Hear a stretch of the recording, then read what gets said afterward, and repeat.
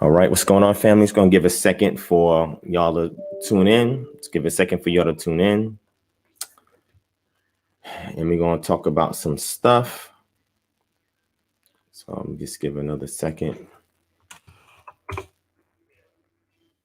Bring something up real quick.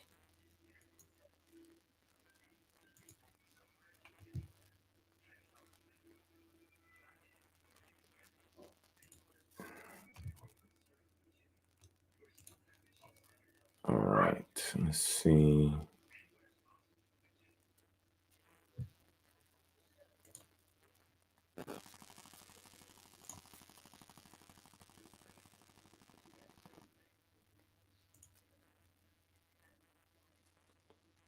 I don't know why they ain't got this in order.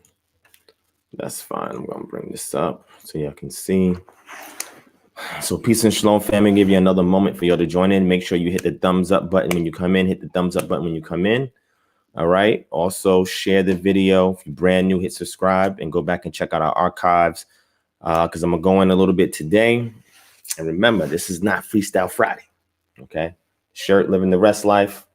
Anybody interested in getting these shirts? We got these in different colors. We got the black version, the blue, the red version. I know we're getting a lot of requests for it. You can email us at kingdomharbinger@gmail.com, kingdomharbinger@gmail.com. All right. I guess I could share this video. Let me share the video real quick so that way other people are aware. But I was just going to talk to y'all unofficially. But I guess I could put it out too. It's no biggie. Let's drop it in here.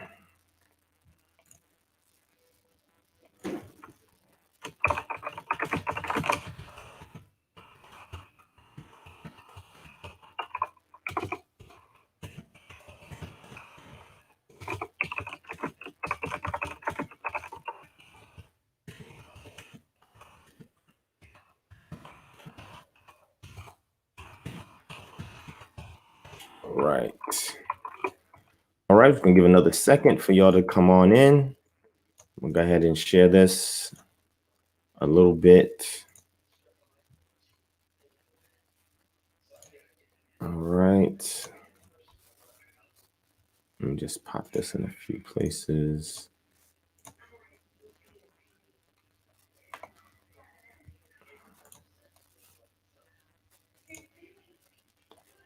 Okay. All right, just give me a second, family. Give me a second. I'll be right with y'all. Y'all hit 1. Let me know if the audio and video quality is on point. Hit 1. Let me know if the audio and video quality is on point.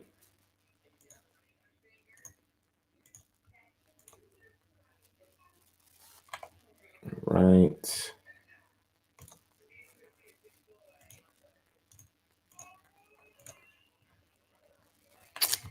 All right, let's see.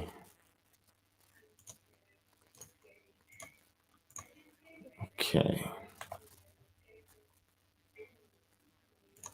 I know some of y'all are like, yo, Divine's going live early. I'm in it. Yeah, man, that's what's up. Just getting this out the way before I really start my day. So I just saw something that inspired me to get busy early in the morning. Let's see if I could find. Oh, here it is. This is the group right here. This one. And the other one. This one.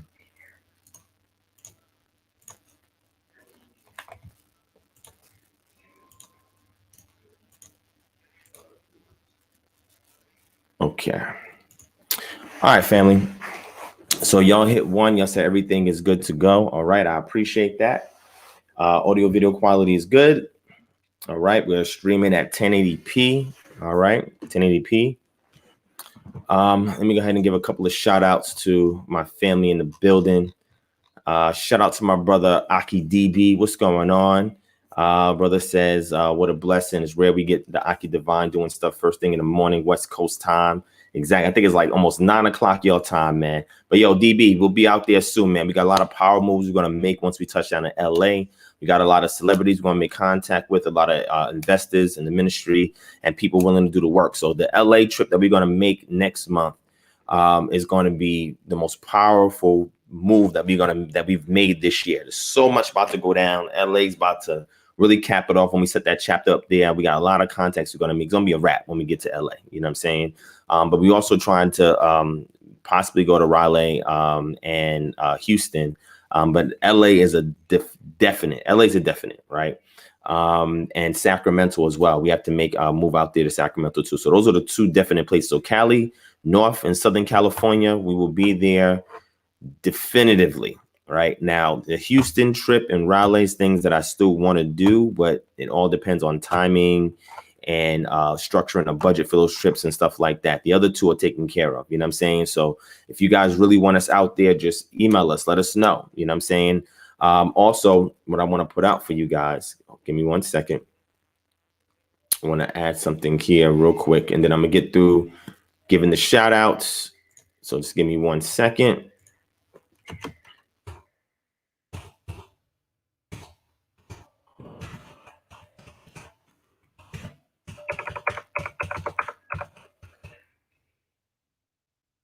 All right. Okay. All right. So let's get back out to the shout outs. Shout out to Melanated King, Scott Garrett Headley, David Alexander, Joe Nuff, Ice You Cold, Stephen Mikhail Key, Coy Walker, the Black Carib. He said, you summoned. I'm here. Kwam, Wa'ala, Ban Yahawada, what's going on? Watcher 215, my sister Lynette, the souls of the ancestors, shalom to you as well, sis. Nino Bryant, what's going on, my brother? Cheryl, Coy Walker. Coy says, I heard about Brother Berean. Yeah, that's what we're going to talk about. You already see what we got there for the title. So we're going to get it in 1 second, man. Shout out to Smiles Blue. My sister 916 Sham Shalom. We Boker Tob Achi, she said. You're going in early. I see. Yes. Shamante Stroman. What's going on? Okay, I'll check it out, the Black Hoodie. No problem, my brother. Shout out to Hokma Cafe, Feed the Spirit. My brother Sydney Woods, thank you so much for all your consistent support, my brother.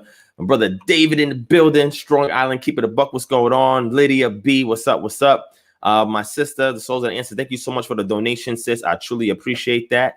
Whenever that happens, again, we use these funds to invest it in things that we can do with the ministry and make the haters and trolls mad because they don't want nobody to monetize, to invest in this ministry. It's okay. They didn't set it up, so it's up to the Most High. The Most High touches the people. They give what they want to give. So I appreciate your consistent support, sis. Thank you so much.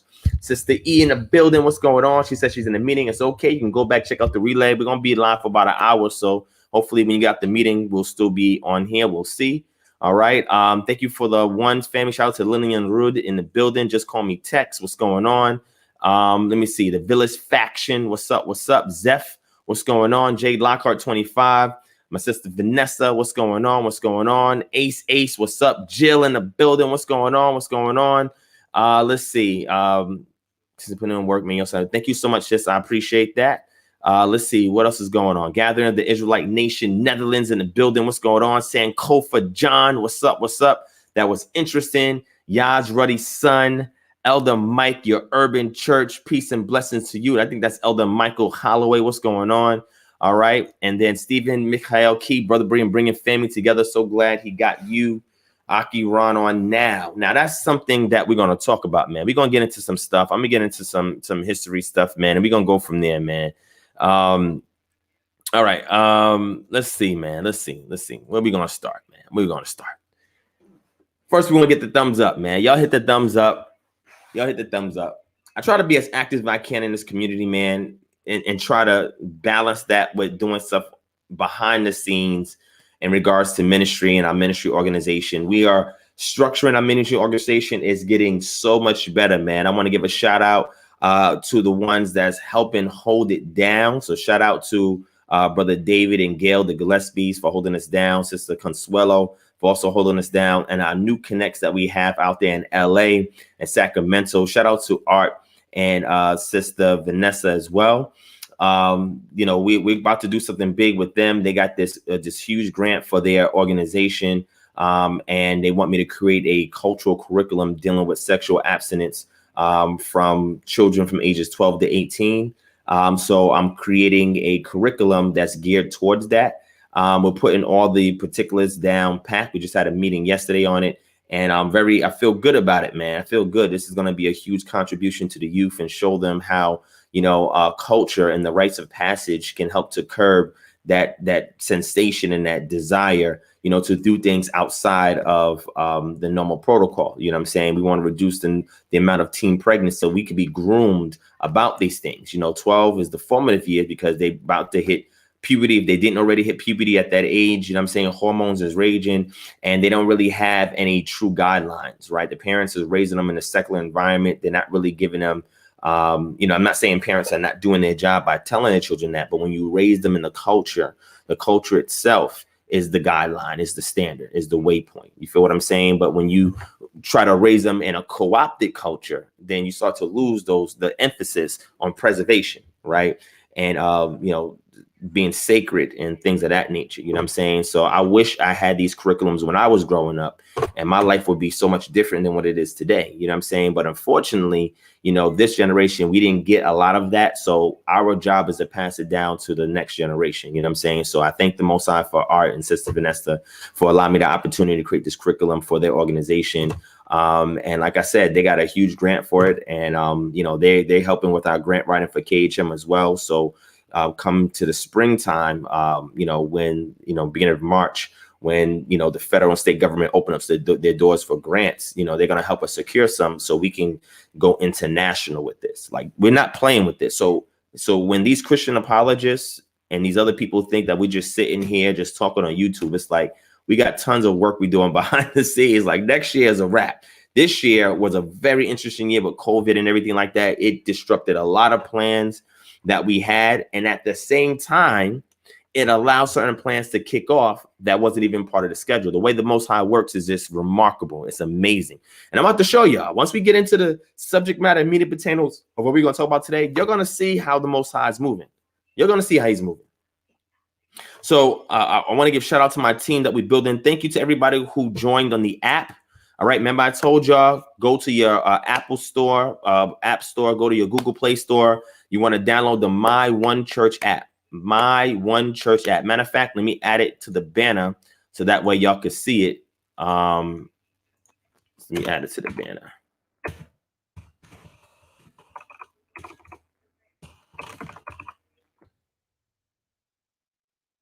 All right, we're going to do, this is for the Apple App Store. This is Apple App and Google Play Store. All right, and that's the name of it. Let me put it there.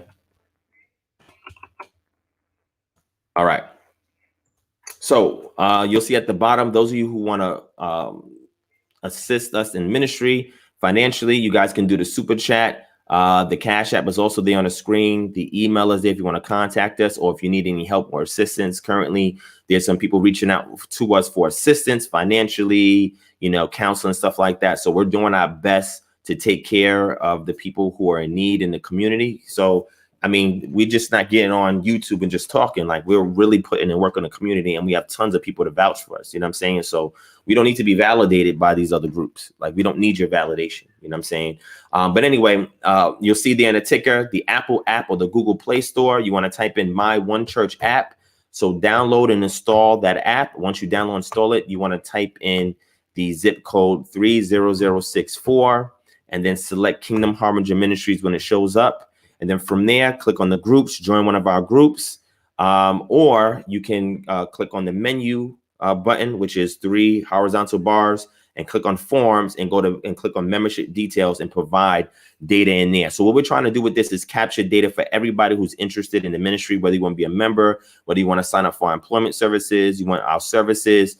We have a chapter in your city. You want to be part of the chapter. You want to join one of our roles, such as doing event planning, which we do. We have administrative work. We have bookkeepers. We want to deal with finance. If you want to, work with our services program, our merchandise department. So we have different departments in the organization, and we need all the volunteer work that we can get. We're also compensating people for jobs that we outsource. And for the employment portion, you can make money just by doing that. And also, again, once we start getting these grants coming in, anybody that rocks with us, you can work full time with us. These grants that we're looking at, we're talking about $500,000 to $1 million+ in grants. We want to employ everybody, especially our day ones that's been rocking with us.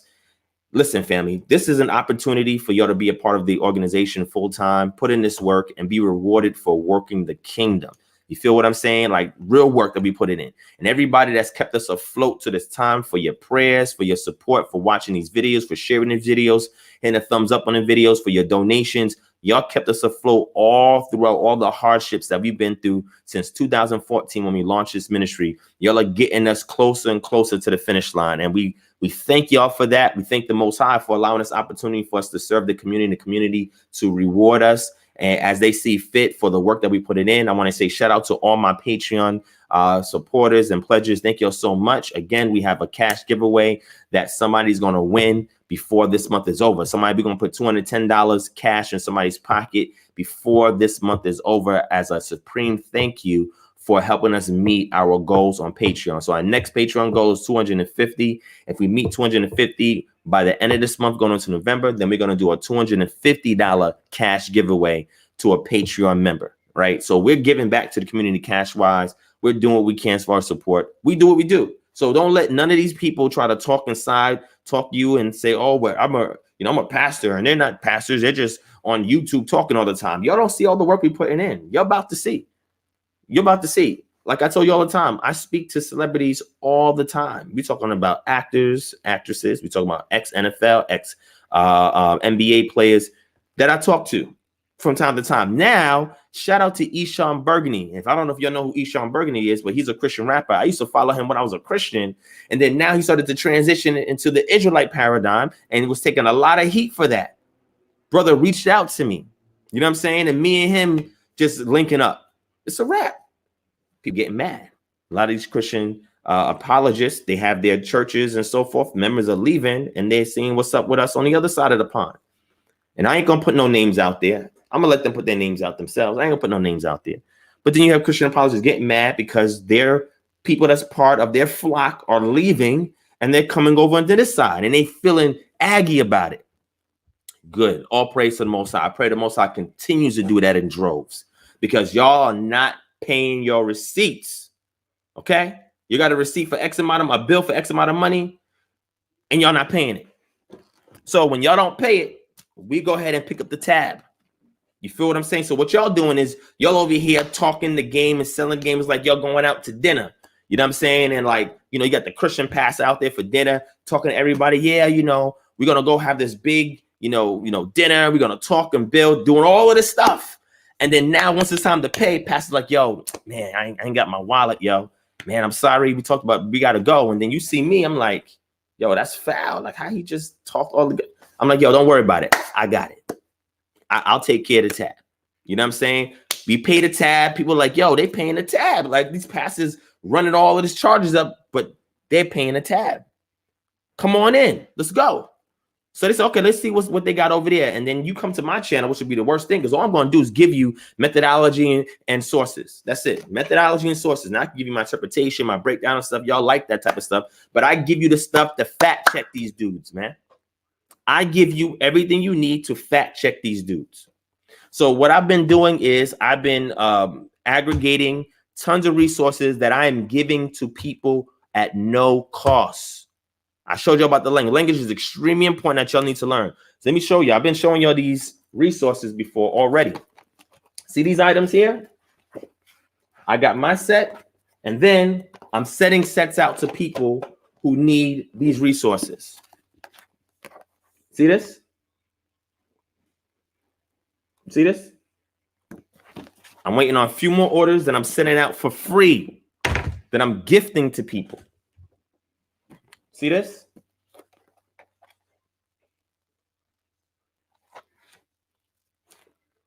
To get people interested in the language so they can fact check these dudes. Okay? Fact check them. Language is important. Also, let me show y'all one more thing, because we about to get it in. It's okay. I'm just building momentum. Rock with us. Just give me a second. Now, when I was at the KHM DNV event, I shared this information here. I said you guys can get this for $7 a piece on Amazon. Those of you who are into naturopathic health, check this out. Right now, if you're part of the Patreon, I got books on there for nutrition and health and all of that. Right. But check this out, right? This book right here, this pamphlet right here is invaluable. It breaks down all of the vitamins and minerals that you need. And then it tells you which ones to apply and which dosage amounts for different ailments.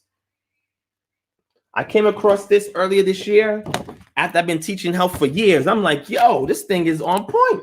You can get this for $7 from Amazon. I picked these up from FedEx. The FedEx store sells these out. That's why I found it at. This one goes into nutrition and supplementation. What foods can you eat to get what items that you need, that you may be malnutrition? You know what I'm saying? If you have a malnutrient issue, this will help to deal with it. If you got ailments, you must deal with them first by seeing if you're lacking any vitamins and minerals in your diet. Okay? This thing breaks down everything.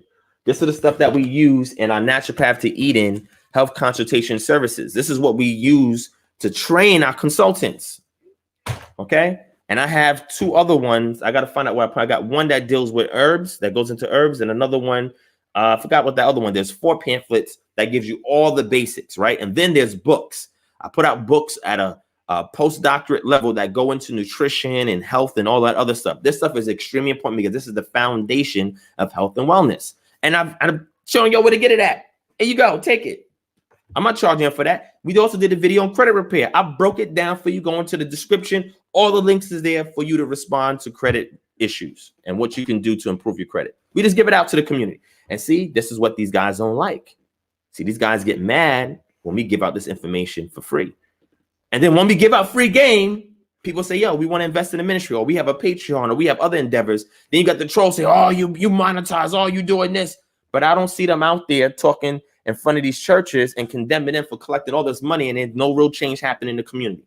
The church is good for a soup kitchen. They're good for giving you a couple of shirts and stuff like that. That's a Band-Aid on the problem. They're not addressing systematic racism in America. They're not showing you that the theology they're teaching now is not redeeming the Black community. Okay? It has failed us. Now, when I say Black community, I'm talking about in resolving the societal ills in the Black community. We've had it for years. That paradigm is not working there. Now, it's great for theological discussion. If you want to talk about soteriology and deal with those personal issues, that's fine. But we're talking about the village. We're talking about the collective. We're talking about the community. So we want to provide angles, vantage points, and approaches to physically get in there and fix those problems. This is why we started with Jubilee Mary Mission, because that is a big issue in the Black community, and naturopathy even because health issues is the big problem in the Black community. These are solutions for real world problems to fix a community that comes from out of our Israelite paradigm. So when people say, what are the Israelites doing for the community? I'm just one of many. That's all. One of many doing my part. And we're expanding. Like I said, 2021 looks like a great year for the ministry. I'm so grateful for the Most High. I pray I live to make it to 2021 because we have so much in store. It's a wrap. Remember that children's app that I'm telling you about? We're working on more development for that. That's going to be fire. It's going to be so much stuff that we put in out. And like I told y'all, I'm going to start showing my certificates. I'm going to start going to more courses that I've been taking on the low, showing my certificates and all of that. May go for an honorary degree, just for fun.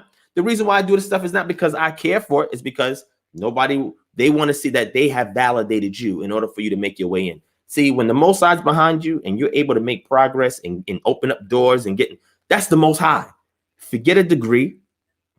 Forget knowing this part. No. When the Most High sends the people to you and they're like, how can we help? We talking about all walks of life, from your commoner to your celebrity. That's the Most High.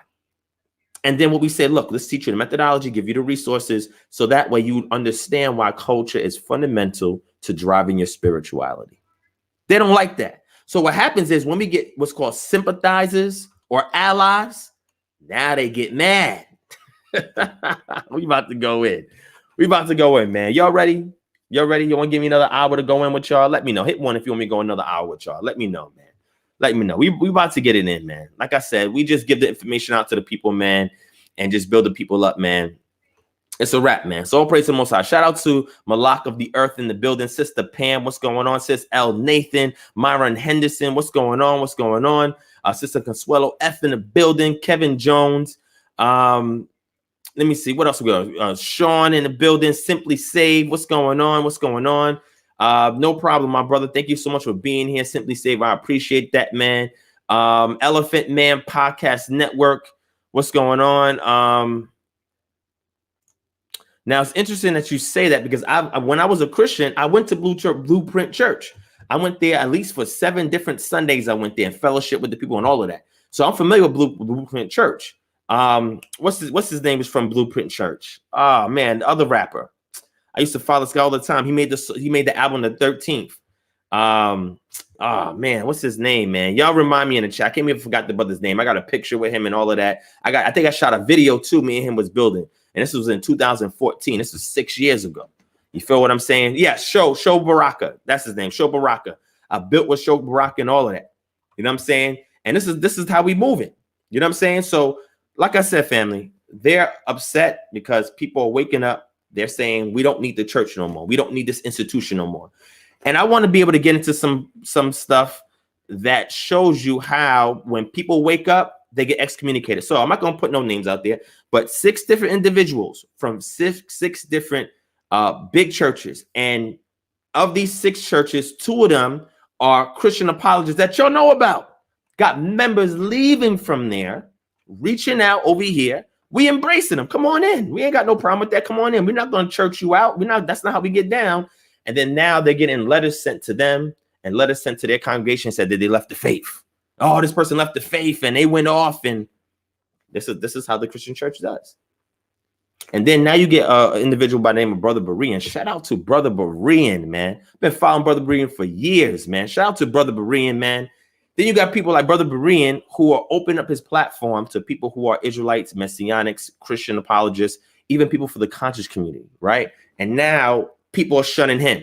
Now they're excommunicating him. Now they saying all this crazy stuff. Now Damon Richardson put out a PSA, public service announcement, telling people to avoid Brother Berean and he left the faith and don't give him no money. You can say whatever you want. Say whatever you want. All that stuff y'all talking is not effective. Matter of fact, it's publicity. It's helping grow the movement. You're not hurting nothing by saying that. I've not heard nothing. All right, ain't hurting nothing. So let's get into it. All right, let's get into it. All right. Again, shout out to my brother Berean. He has all my support, man. I'm gonna support that brother. We're gonna help build his ministry, right? So when we take a couple more months to finish our restructuring and all of that, we're gonna build this ministry. When we get the grants, I'm gonna hit brother off like, yo, here's some grant money, man. Start your ministry, whatever you need to do. Do what you got to do, man. See, that's what I'm willing to do. Yet this brother has been in the truth as a Christian for years, interfacing with Damon Richardson, interfacing with Sister Nefertiti, Pastor E, and all of that. And nobody say, yo, here's 10 grand, set up your ministry. Hey, let me send some people to help structure your ministry. Why you don't have that much faith in the brother? Why you can't do that to him? So we got to pick up the tab. See, that's what happens. We start picking up the tab. Brother Berean didn't come on, professor, that I'm an Israelite. He never said that. He is a woke church Christian, which means they're aware of systematic racism, and they're aware that the former Christian you have has to be able to resolve those issues. It cannot overlook it. It cannot not address it. And he also spoke about the conscious community and Israelites. He's addressed all of this. This is why I support Brother Berean. I support what he's doing.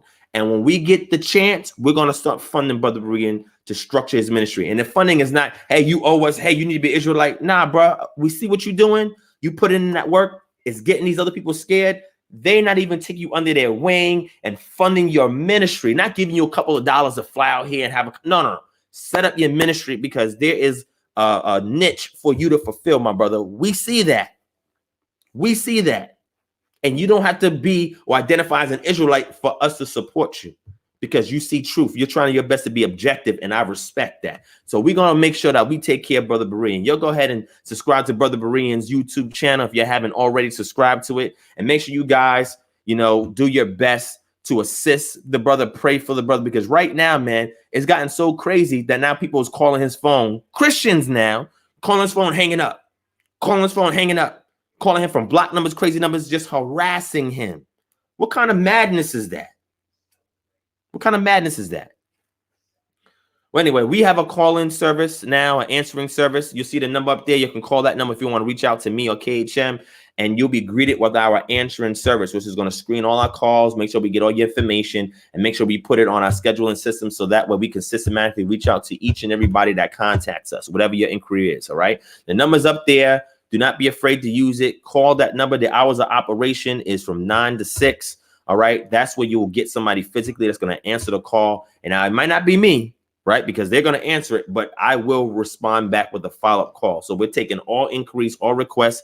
If you want to join the organization, be part of our programs, our consultation programs, affiliate programs, you need our services, you need some assistance support, call that number. Call that number. You can email to the email's up there, kingdomharbinger@gmail.com, because some people may prefer to do email. But if you do the email, please leave a contact number in the email so we can reach out to you. All right. Because I'm investing now to make sure that we give a personal touch to everybody that wants to be a part of the ministry, that wants to support the ministry.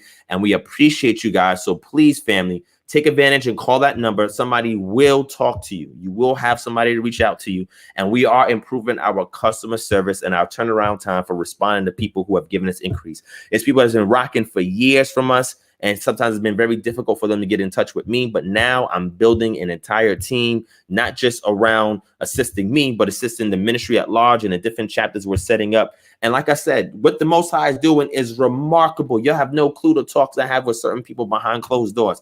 It is remarkable. 2021, they're going to be really mad. See, that's the problem. See, they want to shun me. They want to demonize me. They want to say all this stuff about DivineProspect, because they know the moment that I start getting certain people lending their ear and I start talking to them, it's a wrap for the game. It's a wrap. And there's some big time pastors who have been reaching out to me as well. And I've been mentoring them about this truth. I ain't going to put their names out there. They told me right now they're still dealing with the church and they're going to wait till the Most High opens the door. I said, look, whenever you're ready, let me know. You got my support. You feel me? The pastors that y'all know about, like real Christian pastors that y'all know about, hitting my jack, emailing, inboxing, asking questions. And what am I doing? Giving them the resources, giving them the methodology. That's it. I'm not telling them what to believe. I'm just giving them the information. When they come out and they say, yo, you know, I've been talking to Brother Divine and y'all going to be like, whoa, Pastor so-and-so. And some of these pastors, I seen y'all talk about an Israelite community, calling Pastor Pork Chop and all of that, but y'all don't know what y'all's doing behind closed doors. You don't know the amount of pressure that these guys have to go under. Why they got to think about their family, what they've invested, the ministry. It takes a lot of effort for some people to take their time to slowly walk away. This is a walk of patience and perseverance. All right. This is not a microwave, sprint. No. This is a long distance run. You understand? A long distance run. And you may not even get a reward immediately. It may take some time. And see, that's the problem when people try to do this tortoise and hare, kind of race when it comes to the awakening. Everybody wants to be the hare. And then they start running out of steam. And they wonder why, how come this person is able to maintain over all this period of time? Because they're pacing themselves, right? Patience, pace, and perseverance. Patience, pace, and perseverance. The 3 P's in order for you to maintain your momentum. Never let a moment stop your momentum, because moments are going to happen all the time. Continue on with your momentum, regardless of what comes your way. All right. Are you ready for the meat and potatoes, man? I just want to prep you a little bit. We're about to get into it. Let's get into it, man. Actually, we got 3 more minutes. I'm going to go at 12:30 Eastern Standard Time. Let me get 3 more minutes to stay on my soapbox, and then we're going to transition, right? So I'm saying this to say, let me give a shout out to my brother Yehuda Ben Yisrael. Thank you so much for the donation, my brother. I appreciate that. Strong Island, keep it a buck. Thank you so much for the donation. Like I said, brother David and his wife are instrumental in helping us set up our calling answering service. and executive administrative duties. They're helping take care of that. Sister Consuelo in the building is helping with clerical and administrative assistant duties, man. And then the chapters that we have out there, we're bringing more people on board in them. The app is the best way for us to capture your information, your data, because at some of our chapter launches, we didn't get everybody's information, and we don't pressure anybody to sign up immediately. We say, take your time, go over the information that was presented. And if you see that you can commit yourself to enact and change your community and use this as a resource, then let's talk. If it's not for you, it's just not for you. We're not proselytizing, but it may be for somebody else to share the information with somebody else. You understand what I'm saying? So you got to keep these things in mind. You cannot pressure people to transition. You have to simply just assist. You have to simply just guide. You have to simply just have your presence there to respond. You don't have to beat nobody in the head with it. The Most High will bring them to you. That's how it works. You be the light in areas where there's darkness, and then they'll come flocking to you. And we have to change our approach now in this awakening. Yeah, we're doing all we can, running up in churches and doing whatever we're doing. You got to take a different approach sometimes. And what the brothers do on the street corners are still effectual because it's still bringing people into the truth. Everybody has their role. Okay. All right. We got one more minute. So what I'm saying is, family, it's about to be a wrap, man. And you're about to see what's going on, man.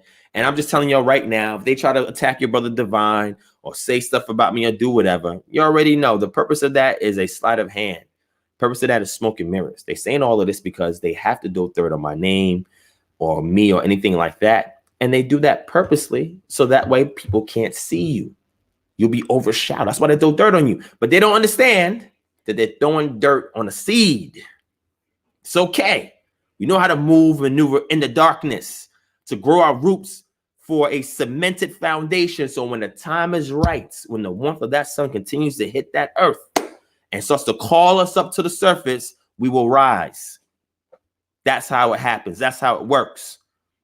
Okay? That's how it works. So our approach is going to be different. We're going to shift things up a bit. And then when y'all start to see what we got planned for 2021, it's a wrap. So tell a friend to tell a friend to tell a friend. Family, hit those thumbs up button. Hit those thumbs up so we can get visibility at the top of YouTube. All right? Share this video. Hit subscribe if you're brand new. But we about to go in, man. We about to go in, man. We fighting on different fronts. Now, supposedly, I think I got the debate tonight or this week or something like that on demonology with JJ 7000 and Black Jesus Minister. I really don't care to do the debate. I haven't even studied for the debate. So many things I'm taking care of. So if we do it, I'm just going to freestyle. A couple of notes to go in. So that may be going down tonight, I believe. I'm not even sure when it is again. I don't know. But again, I'm trying to support other Israelite platforms. This is what he has going on. So I definitely want to support the brother in regards to that. All right. Shout out to my brother Christian. Said peace and shalom to you and your family. Brother Divine, much love from the UK. Yes. Thank you so much, UK. Stand up. All right. We plan to be in London next year. If all goes well. We want to be in London. We want to be in Lagos, Nigeria. We want to be Johannesburg, South Africa, and a couple other places that we've been summoned to. Places in the Caribbean we've been summoned to. Places as far as New Zealand and Australia we've been summoned to. We'll see. We'll see. We got a lot that's going on, man. But again, as you know, when the end times are approaching, when things are happening, you see a shift in the current paradigm and state of things, you'll know that things are about to go down. 2020 showed us that. 2021 is about to be a phenomenal year. This was a year of testing and perseverance. You know what I'm saying? Things that we didn't even anticipate would happen this soon in our lifetime has happened, but it has not stopped us. All of y'all who just checked in and all of y'all who just put in your comments in the chats, man, y'all helped us navigate and persevere to this point. We are all on a lifeboat together. All right. Everybody's taking their role to paddle and get us forward till we get to our destination. You understand? All of us are captains, but we are servant captains, which means we know how to step back and let somebody else captain while we serve. And then when that person is tired, we let them step back, and then we step up to be the captain, and we pass it around. That's the equity in the village mentality. That's how it works. All right. That's how it works. All right. Chronicles of the Moon said, are you taking questions today? Sure. Sure, I will. But let me get into the meat and potatoes, all right? My soapbox time is over. Let's dive into this, all right? Shout out to my brother Six Fingers in the building. What's going on? Sean Sadler, what's up? Peace be still. What's going on? Hit that thumbs up, filming. Hit that thumbs up. Share this video. Hit subscribe if you're brand new, because we about to go in. Shout out to Dennis McMillan in the building. You're well, Ben Yisrael. I always got to shout out the people's names in the building, as y'all have been supporting us for a long time. Y'all been giving your all to this ministry. I want the world to know. So now, when we transition from a novelty to an actual movement that's effectively changing the lives of people in our communities, because this Israelite paradigm is brand new to some. It has not been used on an organizational level to fix ills, particular ills in the Black community. We teach it, we preach it, we share it on the street corners, but now we're organizing it. Now we're instituting it.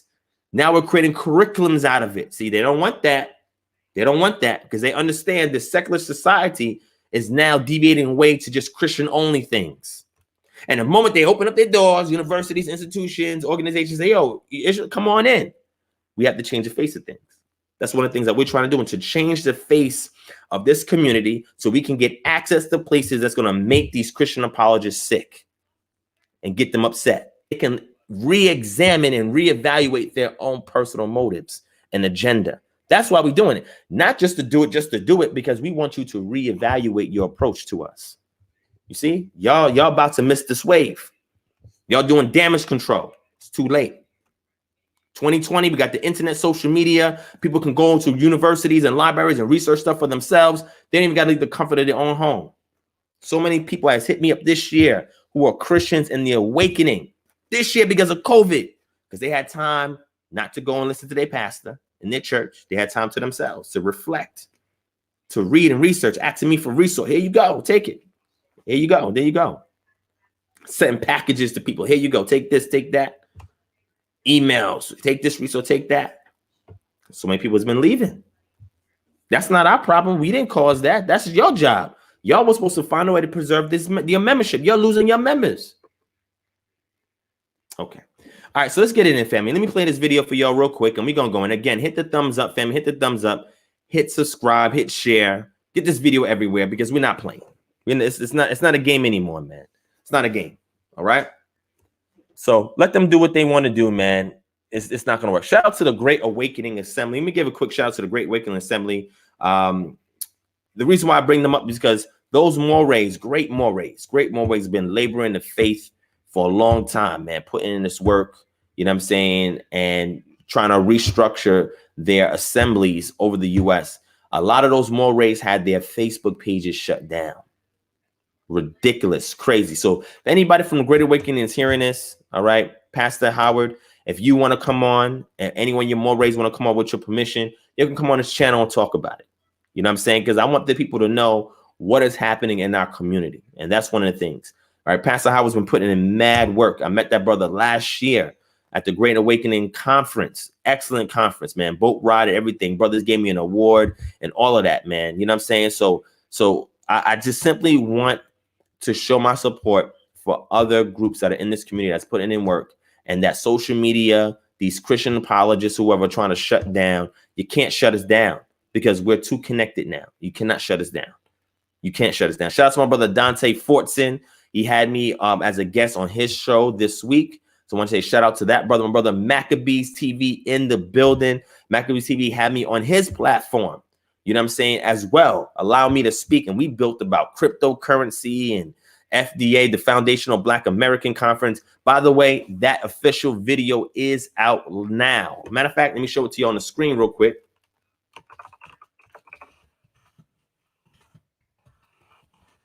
That conference is available. You can look at it on, you can check it out on Vimeo. I'm going to show it to y'all real quick so you can see it on the screen. All right, so this is it right here. All right, they have a nice little trailer that you can check out and watch. All right, you guys can rent it or you guys can buy it. All right.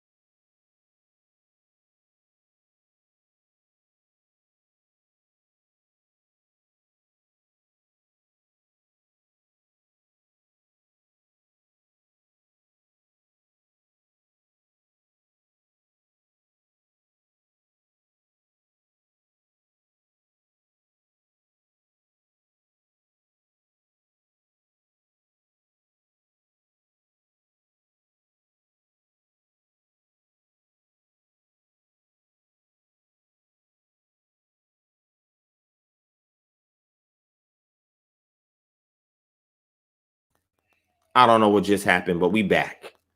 All right, we back. I was trying to show the video, and then all of a sudden, my connection gets dropped.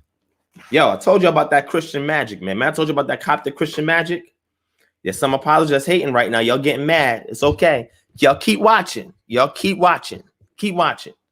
But anyway, I don't know if y'all saw that. Let me drop the link in the chat in case y'all are interested in checking that out. I don't even know if the whole thing played. Did the whole video play? Let me know if the video played, man. Hit one of that video if y'all saw the preview. Hit one if y'all saw the preview, man. See, the difference is we building everywhere, man. You know what I'm saying? For me to get in touch with Tariq Nasheed and ask me to come and give a lecture there goes to show that we are affecting the populace at large. We're not just preaching to the choir. We bring in all of our paradigm changes that we're using to shift different things. We're taking it from out of the small sphere of the internet or YouTube, and we're bringing it right to the masses. All right, hold on. Let me play it again. Hold on. Hopefully they don't ruin my connection this time. Let me play it for y'all again. Stop with that Christian magic, man. I put the book out. I showed you what the Christian magic is. Stop with that. Let's play it again.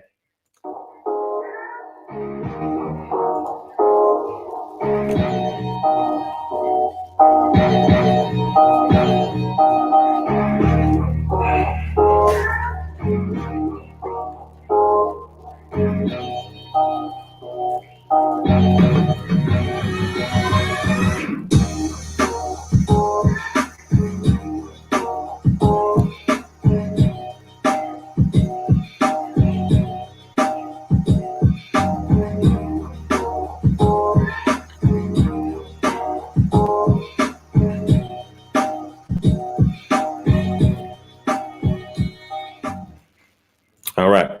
So you'll go ahead and check that out. Like I said, we're bringing this information to the masses. I didn't see no Christian apologists there. Where were the Christian apologists at? Why they ain't show up? I ain't seen none of them dudes there. Okay. All right. All right. Maybe it's just me. I don't know. All right. But anyway, let's go in, family. Let's go in. Let's go in. Let's get started. Hold on. Let me cut this joint off here so it's not overwhelmed. Okay. All right. So what really started this, and I'm gonna get into this real quick, and I want y'all to see so you know what's going on. Kanuri, what are you referring to? You say he was laughing at Israelites on Twitter when he mentioned what? I'm not sure what you're referring to. What are you talking about? Because he knows I was an Israelite. I was there with my tassels on, my zeets on, and everything. You know what I'm saying? He knew I was an Israelite.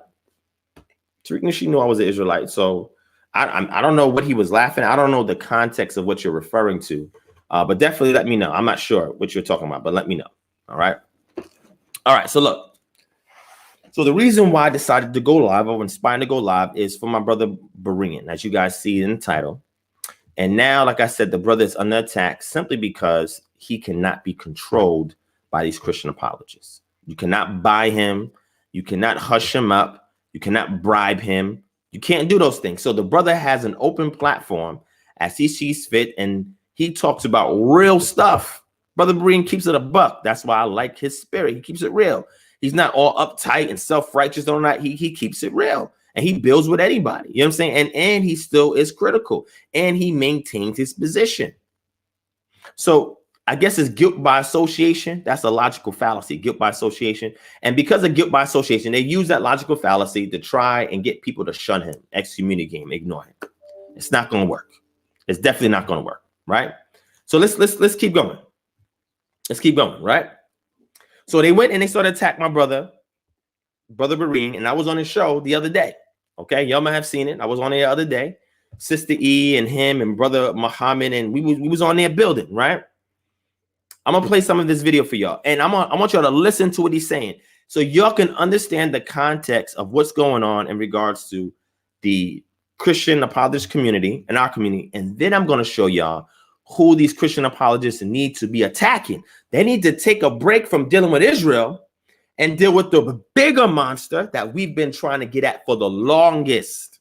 I'm gonna show it to y'all, but they're scared. They're not going to do that. They're going to continue to deflect and project. These are self-defense mechanisms. They're not going to deal with the elephant in the room. And I touched on that in a previous slide. They're not going to deal with the elephant in the room. But what we have to do is keep pointing them to the elephant in the room. Keep pointing to the elephant in the room. That's what you got to do. Keep pointing them to the elephant in the room. And I'm going to bring up the elephant in the room before we end this broadcast. But before we do, let me take y'all down a trip to memory lane. And I want y'all to listen to Brother Berean, to what he's saying. Very, very, very, very peculiar. Particularly, what he's saying is very peculiar. What he's saying requires comprehensive listening. And those of you who've been rocking with me for maybe the past 3 years or so, you'll probably already know this narrative. But I'm going to show y'all. And I'm going to say this real quick before I play the video. When Vocab Malone is really the one that opened the floodgates to all of this Israelite bashing and response, because he said that Israelites was in my community and, you know, they was preaching on the corners and some of them run up in churches. So I had to do something. He was compelled to do something, right? And he used this as a case study for his academic endeavors, right? Nonetheless. But when that went down, who was on the front line in 2016 that went up against Vocab and James White? Me. And it wasn't just me. There was other brothers that called in. But I said, look, let me take the charge and let me deal with it, because I saw this as a problem. And I kept telling the Israelites, y'all need to tighten up. I said, y'all need to tighten up with your church history and the patristic sources. You need to tighten up with your language, learning the Greek and Hebrew. Y'all need to tighten up in regards to cultural understanding. You need to look at these academic articles and read these books. I said to the Israelite community, y'all need to tighten up. So much so that I went to Deuteronomy chapter 28 and 68, and I went into the Hebrew and I explained to y'all, look, if y'all going to pitch this, understand the mechanical of the Hebrew language underneath. Heath McCartem, understand what that is, what that means, how to parse it out, how to break it down, what verb stems are. Like I did a whole video of that in 2016 because I saw what was happening. I saw this movement against us. Now, mind you, I'm not saying that Christian apology didn't exist before 2016. Yes, they exist for years, but they were not exploiting the Israelite community like they are now. Vocab opened up the floodgates, for better, worse, ugly. I see it as a blessing and a curse. I see it as a curse or a consequence, because now it's opening up the light to our community in a bad way, right? Even though the media has already been talking about Israelites and stuff before Vocab, before 2016. But in this little niche community, he's really opened up the floodgates, right? But it's a good thing because it helps us to step up our game. Some of y'all was getting too lax, too comfortable. Y'all need people to come in and shake things up. Even me, when I teach things, sometimes some of y'all feel uncomfortable. So what? You deal with it. That's how you grow. That's how you adapt. That's how you move. You got to flow like the river. You can't be stagnant like a pond. You got to flow like you the river. Okay. So in 2016, when he came out, and I saw this, he was on Apologist Studios. That's Jeff Durbin's platform. If y'all didn't know, that's when he made his coming out appearance on Jeff Durbin's platform. Keep this in mind, what I'm saying. Now, right now, Vocab and Jeff Durbin and Vocab and James White, they're not on the best of terms, right? They're probably not going to invite him back on their platform or whatever. He even said this out of his mouth on Brother Berean's platform. But nonetheless, remember the history. The history is Vocab came out on Jeff Durbin's platform, and then afterwards came out on James White's platform, trying to get their attention away from Mormonism, Jehovah's Witnesses, and cults, and say, oh, look, we got a whole new thing y'all need to deal with. It was Vocab that was the impetus for those things. Keep that in mind. Never forget the history. Now check this out. When I saw that, I was like, yo, we gotta address this. Remember, Kingdom Harmony Ministries is not an apologetic ministry. We do that secondarily. Okay. And other things outside of that is tertiary. Our primary focus is culture, community, autonomy, reconstructing and restoring pre-ancient Israelite culture so we can have more close-knit community, so we can achieve autonomy or self-governance, so that way we can be fully set apart. So from the secular society, so when the Most High judges this place, we are relying on each other like Goshen. It's not touching us. We'll let it go in, give ourselves breathing room for this to pass until our redemption is nigh. In the interim, we put in the work. We're not sitting here waiting for some man to crack the clouds open. We'll put it in work. So I said, look, we got to deal with this. This is the problem. We got to deal with it, right? So when I saw it, I said, okay. When he went on James White's platform, people told me, oh, he's live. I call, was in the chat. Call, was in the chat. And James was like, yo, a guy named DivineProspect. And UC Vocab said, oh, yeah, DivineProspect. Yeah, bring him on in. And that's when I first was talking with them, asking them questions. And it led up from there into me going back and forth, trying to prep our community to deal with these guys. And so it came to a head in 2017 where Vocab, I thought he wanted to debate. I wanted to debate at that time. He didn't want to debate. He wanted to do an interview type of discussion with me because he didn't know where I was at. So if we would have debated, he would have got ambushed and he would have been prepared for that. So that's what happened in 2017. We did our little interaction, and then from there we made subsequent videos, and it's built up to a whole big something, and then it just tapered off. And then he went his way, did his thing. I went my way, did my thing, right? And then all it leads up to the times I had to chase him down. When he was in the airport, he was in Atlanta, like, yo, where you at? Let me know. And it's like he didn't set no time aside to say, hey, Divine, days in advance, hey, I'm gonna be in Atlanta. I'm gonna give you an hour. We can sit down. Let's be. I'm gonna be at this location. He didn't say that. I found out he was there, and I had to keep trying to reach out to him. And then finally, I had to catch him at the airport before he leaves. And each time we had limited time. 2 different occasions that happened when he came out here to Atlanta. So anytime he touches down in Atlanta and I find out about it, I will reach out to him and I will meet him so we can have a discussion. This will continue to happen so we can continue to build. And this is for any Christian apologist. If y'all are in Atlanta, in my city, you're holding a public event, we will show up. We will be there. Sometimes I don't like to come with 50, 100 people. Sometimes I just come with me and a few people because y'all get intimidated. Y'all think we about to beat y'all up and all. I'm about to show you the video. You said, Divine, what is you talking about? We're going to get there. We're going to get there. So let me play this video. This is from my brother Berean. I want to play this because this is extremely important. Y'all take heed and listen to what the brother's saying, okay? Listen to what the brother's saying, okay? Let me go ahead and share this real quick. So Brother Berean just did this video, okay? This video was called Damon and Divine. So you can go back to his channel and check it out. I'm starting at the 5-minute mark. I want y'all to hear this. This is history. This is important. I want y'all to hear this. All right. Pay attention. Listen to what the brother's saying. All right. Let me play it. Hold on. I already told you, I put it out there as true awakening. It's the occult awakening, and it's the awakening with Israel. What's the beef of people that's coming into a certain understanding of the Bible and them and what they've been going through in this country and the world abroad. So I put everything out there. I'm going to take my time. I put everything out there. Then I'm going to tell you a story about how these dudes are funny.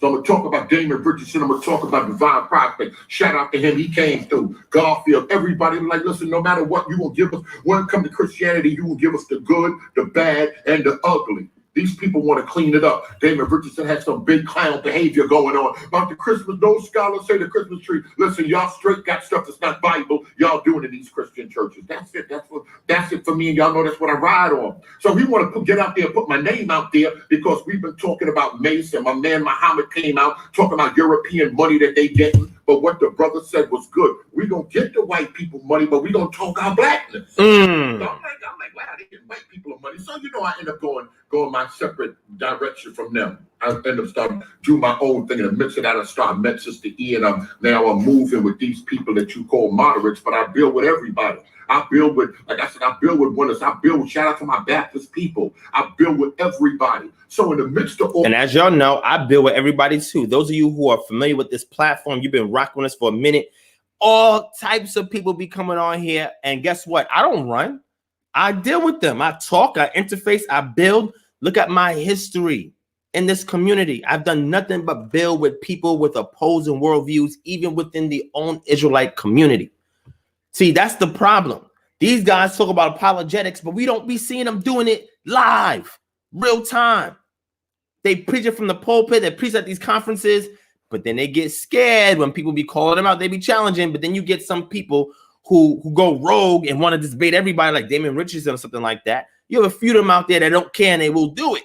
But then the real ones, you know, the ones that's really like benefiting off of this and got big churches, they're very slow to move and respond because they have a lot to lose. If they get on a channel with one of us and we go in, they cannot afford that. So they playing it very close to the chest. Let's keep watching. All of this, I'm going back about 3 years, I'm going back about 2 years. They were talking, and Damon Richardson want to get loose on the live. He get loose on the live, and he So look, pay attention to what he's saying. All right, because we got receipts for all of this. He said Damon Richardson was talking loose on a live. You're probably like, what is that? So this is years ago. This is back in 2017. This is over 3 years and some change ago. And this is exactly what happened. Damon Richardson came out in a video and started just railing on the Israelite community. And then he brought my name up. Why? I don't know. I didn't know who he was from a hole in the wall. I had no clue who this guy was. I didn't know who he was. Who's Damon Richardson? I didn't know who he was. But you mentioned my name. I said, oh, okay, cool. The brother mentioned my name. All right, let me hear what he had to say. Then he started saying stuff about the things I'm teaching or whatever the case may be. And I'm like, what? So, okay. So I did a response video because I found out that he's going to be touching down in Atlanta. Let me let Brother Berean tell you the rest of it, because Brother Berean is going to tell you this from his perspective, because Stephen Bell and Damon Richardson spoke to him when this was going on. Check out. Listen to what he's saying. Listen to what he's saying. And remember, we got the receipts for everything. I have all the, I'm going to show you some of the receipts, and I got tons of receipts. We got receipts for everything. But let's keep watching. Just keep watching. mentioned the brother DivineProspect name, and he said the moderates were the most dangerous. Couple months later, he down there in Georgia, Pastor Stephen Bell or something. I'm saying y'all names, boy. Y'all play with me. Let me pull some bread out my pocket right now. Whip right here. Let me put some bread out my pocket right now. I'm gonna get on the highway. I'm gonna get. But the ringing is crazy, man. I got the card. I got the bread. Listen, I appreciate y'all support. We going to buy books. We going to lay up some. But I'm telling you right now, these dudes don't know they done turned from one beefing to something else. So now he done mentioned DivineProspect, and I'm like, yo, I don't know, because that brother ain't been nothing but respectful. You hear that? I've been nothing but respectful, and I maintain that position. I strive to be extremely respectful, and the reason why I move like that is because I'm trying to get access in these circles where these guys are navigated in. But you see, I have to move a certain kind of way so I can make it into these circles. And then when I get into these circles that these guys are in, we're going to see who's more influential. We're going to see. So they don't want you to compete at the level that they're competing. They want to keep you right here as they continue to grow. But the moment they see you start to grow, and it's like, how you get into this circle, that circle, this circle, that circle? We're making moves and connections, bruh. Don't worry about all of that. Make sure you tighten up your belt, because we're coming for it. And that's the problem. So they start to talk about us in a very disingenuous way. Y'all know I'm respectful. Y'all see, I have tons of Christian apologists on this channel, and I've interfaced with them. Did y'all see me go crazy on them? No. I may get passionate with the information, never once disrespected anybody, gave them ample amount of time to talk, so much so y'all get mad at me. Divine, why you ain't cut them off? I'm like, yo, this is chess. Just watch how we move. Pay attention. But let me let them keep going. Go ahead, Brother Berean, keep going. But what they don't understand is these dudes is squares. These dudes is behind the pulpit trying to control a narrative, and it's dudes that's on the block. That's how come y'all can't stop this Israel talk. It's dudes that's on the block. You see what he said? He said these dudes, Christian apologists, are squares. This is why they can't deal with us on the block, because we be in these streets. I put in tons of work in the community, bruh. Tons of work in the community. And it's not going to end. We're not just sitting here, just on the screen, just yelling and talking. Bruh, I go to these conferences. I go to these hoods, these other communities. I talk to the people. We implement plans and solutions. Do you understand? So the real recognize real. Brother Berean sees it like, yo, these dudes on a block. They put it in work. Like, they see this. They know this is what we're doing. Okay, Brother Berean, keep going, Brother Berean. Let's go. Keep going. This is all I'm saying. So now they going to have a conference. He can say he's going to talk about the 5%ers and all of this other stuff. Because when they see something jumping on social media, the church is behind. So the pastors and the teachers, and now he coming as a scholar. We're going to have a conference in Georgia. He's going to have a conference in Georgia. All right. They hit me on the phone. Pastor Bell and Damon Richardson. Pay attention to this, family, because we got receipts. Pay attention. Listen. And what's that thing we used to do back in the days? And you put a code in. Then I put a code in, and when I put the code in, they on the phone. We on the phone for about an hour. Well, you got more experience with the Israelites. I said DivineProspect name, and what do you think about security? This so scary dude. I should go out the back door. We got to... Yo, pay attention to what he said. We got receipts. Look, we even have receipts from people that was there. Yo, I never brought these receipts out before. But if I get challenged on this, I will bring out receipts. We got receipts. I'm going to rewind that. Listen to what he just said. Stephen Bell and Damon Richardson called him, Brother Berean, and say, what we going to do about DivineProspect? Because this is what happened. They put me on their radar, so I put them on my radar. When Damon Richardson made this video about me, it wasn't just about me, it was about Israelites in general. He mentioned my name. I made a response video saying, oh, this dude, I don't know who he is, mentioned my name. I said, but guess what? He has a little event coming up out here in Atlanta. We gonna touch down. Because y'all know I pull up. I'm about to show you some receipts of me pulling up. You know, you don't mention me, come to Atlanta, do an event, and we ain't gonna pull up. Don't do that. If you Christian apologists don't want us coming to your events, because mind you, when we go, we don't turn up. We're not disrespectful. We move with tact and diplomacy. Do not insult our intelligence and don't think that we don't know how to navigate within these circles. Another thing that we're doing with the KHM organization is that people, when we start onboarding more people, we're going to be presenting soft skills. We're going to teach people tact, diplomacy, get people literacy in regards to how to navigate through various circles, how to have basic skills and training. This is what we're doing with our organization.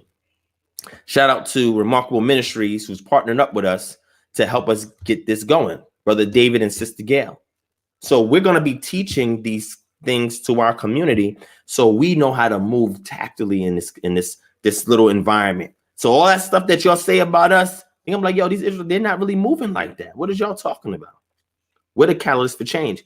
So is Brother Berean. But listen to what he's saying. Like I said, we got receipts. Listen to what he's saying. One beefing to something else. So now he done mentioned DivineProspect, and I'm like, yo, I don't know, because that brother ain't been nothing but respectful. But what they don't understand is these dudes is squares. These dudes is behind the pulpit trying to control a narrative, and it's dudes that's on the block. That's how come y'all can't stop this Israel talk. It's dudes that's on the block. This is all I'm saying. So now they going to have a conference. He can say he's going to talk about the 5%ers and all of this other stuff. Because when they see something jumping on social media, the church is behind. So the pastors and the teachers, and now he coming as a scholar. We're going to have a conference in Georgia. You're going to have a conference in Georgia, all right? They hit me on the phone, Pastor Bell and Damon Richardson. And what's that thing we used to do back in the days? And you put a code in. Then I put a code in, and when I put the code in, they on the phone. We on the phone for about an hour. Well, you got more experience with the Israelites. I said DivineProspect name, and what do you think about security? This so scary dude. I can go out the back door. We got to figure out how we're going to do it. You know, when they pull up, they just cause trouble. And I'm like, DivineProspect ain't even that dude. That's how come I know y'all got all of the people confused. Now, he from the city, and he live out of town right now. Now he a regular dude, but if you want it, you're going to get it. But these people don't approach you like that.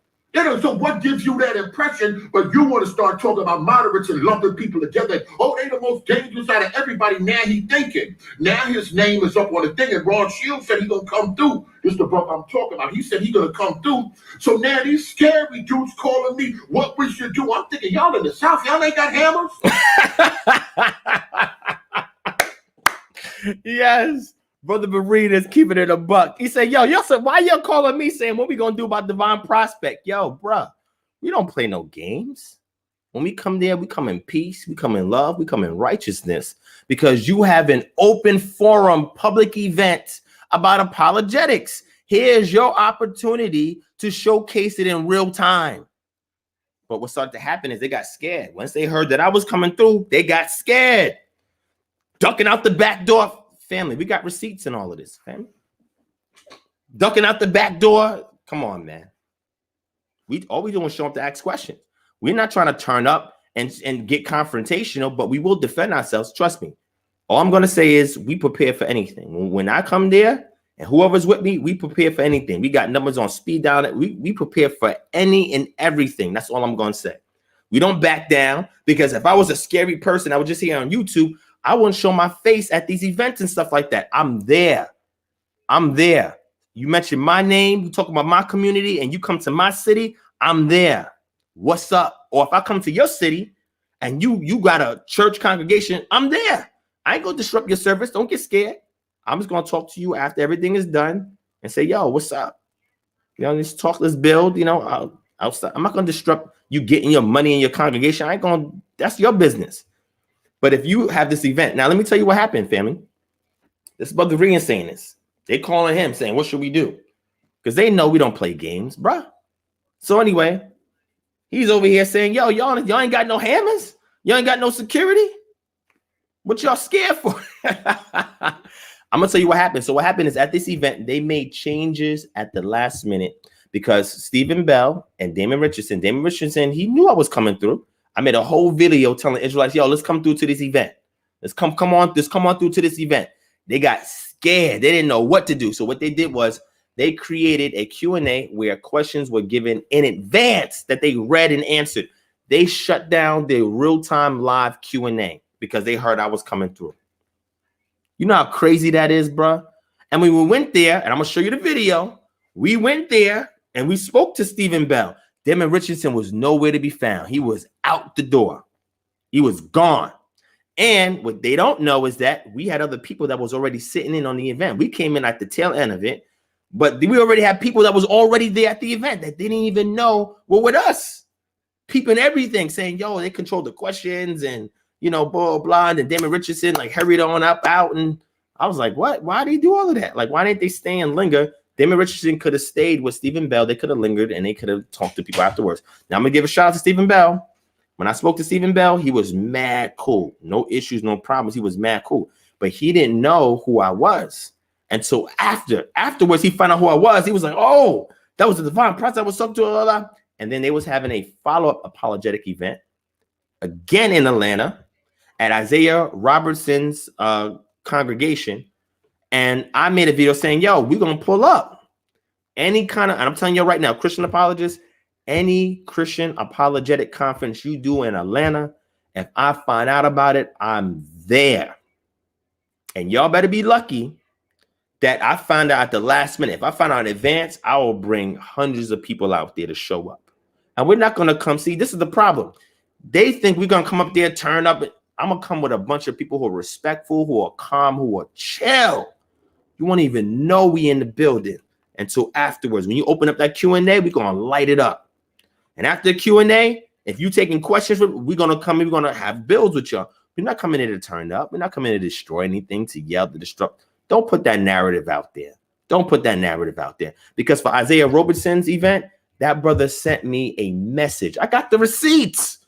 Oh, my brother, you know, we trying to, because when I said I was going there, mad Israelites just started to RSVP for the event. He started seeing all these Israelite names. He reached out to me and said, oh, Divine, I'm just saying we got limited space and we got to control this thing because we know how some of y'all do. I'm like, bro, what you getting scared for? What you getting scared for? Y'all saying y'all apologists. Y'all need to demonstrate this, or people ain't gonna have no faith in you. That's it. We just asking questions. Why you scared of asking questions? You think we coming here to turn up, to beat people up? We're not there to do none of that. But we will defend ourselves. Don't think about putting no hands on us. Don't think about doing none of that because we're not Christians. We will defend ourselves. Eye for an eye, tooth for a tooth. That's how we get down. We're on the defensive. We're not coming here to attack nobody. But if you attack us, we will defend ourselves. That's how we get down. So he's telling y'all exactly what went down. I have to say that. Brother Berean is giving y'all the truth from his perspective. And me and Brother Berean didn't even know each other like that. He just knew of me and I knew of him. We didn't know each other like that. And this is what's going on. So when I saw this video, I was like, yo, I didn't even know that Brother Berean knew about any of this. I get on the plane, his hammers down there waiting for me. What y'all got going on? But they don't understand. This is where the block and this is where keeping it real go wrong. These preachers act like they out here keeping it real and they're not about that life. They don't know what's different. Disciple Jesus said, listen, you got to get rid of them garments. Get a sword. It's sword time right now.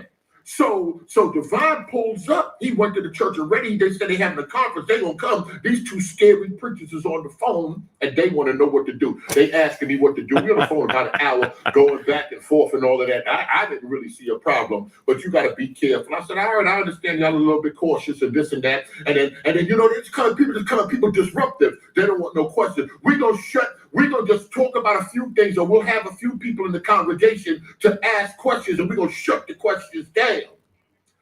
And that's exactly what happened. They controlled that entire thing because they didn't want us coming in there asking questions. Just bombing them. Who DivineProspect pulling up with? How many Israelites going to come? Because he made a video and he said he wanted other people to come. How many people going to come?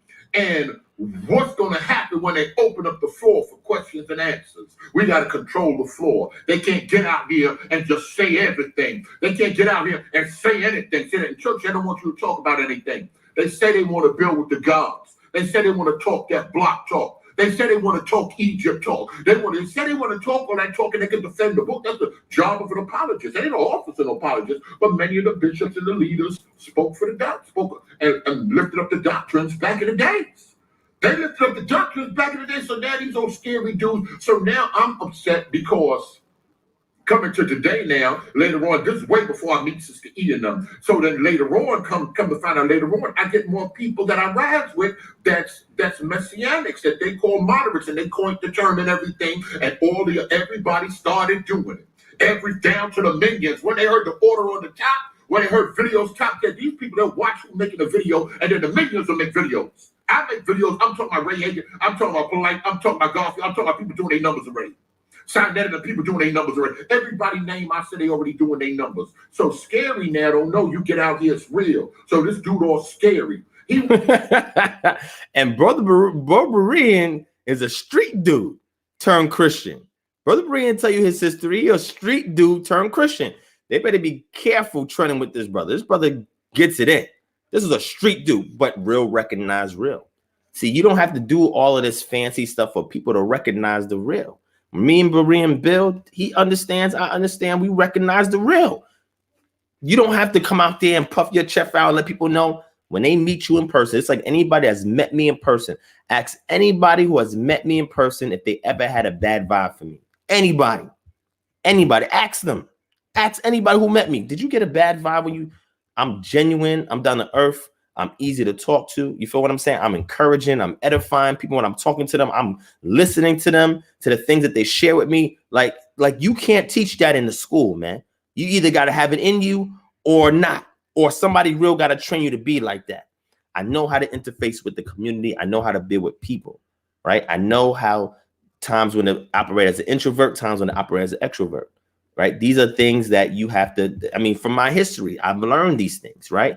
So when I build with people, it don't matter if they're a Christian, an Israelite, Comedic, because I've been to all of these conferences, the Just Gospel Conference, the G3 Conference, the Sonetta debates, the Contra Committee events. I'm there. Israelite events, I'm there. If I can make it, I'm there. And I'm not even asking to talk, or I just want to be there amongst the people and build with the people. See, that's the problem. They think that we are so out there that we can't even talk to regular people. It's like, bro, I've had a corporate job for almost 15 years of my life. I've learned how to navigate things. I've been sent on trips and vacations. I had to represent the organizations that I was part of, the corporations I was part of. Bro, I've been doing this for a long time, bro. In the secular realm and also as a Christian for years as a Christian. And since my 2008 awakening as a Christian on my own volition, as a Christian, navigating through circles, talking to bishops who well-named bishops and all of that. And bruh, I've been doing this for some time, bruh. This is nothing new to me. I didn't just wake up yesterday. You understand what I'm saying? Yes, I'm young. I'm in my mid-30s. That's fine. But I've been doing this for some time. So what happens is these dudes get scary. Why they get scary? Because they know when we come in there, you're not going to get this Israelite talk that you get from the brothers on the street corners. You're going to get somebody who's calculated, somebody who knows how to play mental chess, somebody that knows all that seminary talk and theological linguistics and lingo that you be using. Bro, we know all of that. And I'm taking that information in book form by PhDs and I'm giving it to the community so we can all collectively be on to game. Y'all can't run that game on us, bruh. It's not going to work. And this is what they fear.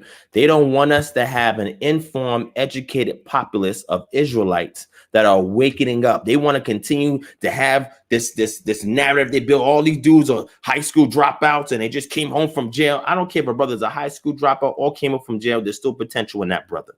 That brother can still learn. He can still be the turn out to be the sharpest tool in the shed that you use to shut things down or to make moves happen, bruh. Don't you ever talk about anybody who's had a history or experience outside of your seminary, theological, or your blue blood upbringing. I don't want to hear none of that. Because what Yeshua came to do is talk to those who are lowly, talk to those who are drunkards, talk to those who are prostitutes, talk to those who are wayward and outcasts. That's who he went after. That's who the gospel was for. When he was there to talk about the gospel in the temple, he opened up Isaiah talking about who he's getting the spirit of and who he's bringing the gospel to. And Matthew chapter 5, the so-called Beatitudes, he told who he was giving this information. The Most High tells us to lift up our voice against injustice for those who are orphans, those who are widows, those who are oppressed, and those who are strangers, the outcasts, because they're going to be the ones that have the hearts that are turned. Yeshua talked to the disciples, his disciples, when the woman was washing his feet. You know what I'm saying? They're like, oh, why you let that woman do that? He said, wait, let me put y'all in the game, son. Yo, let's say your man's, right? You and your man's owed your other man some money.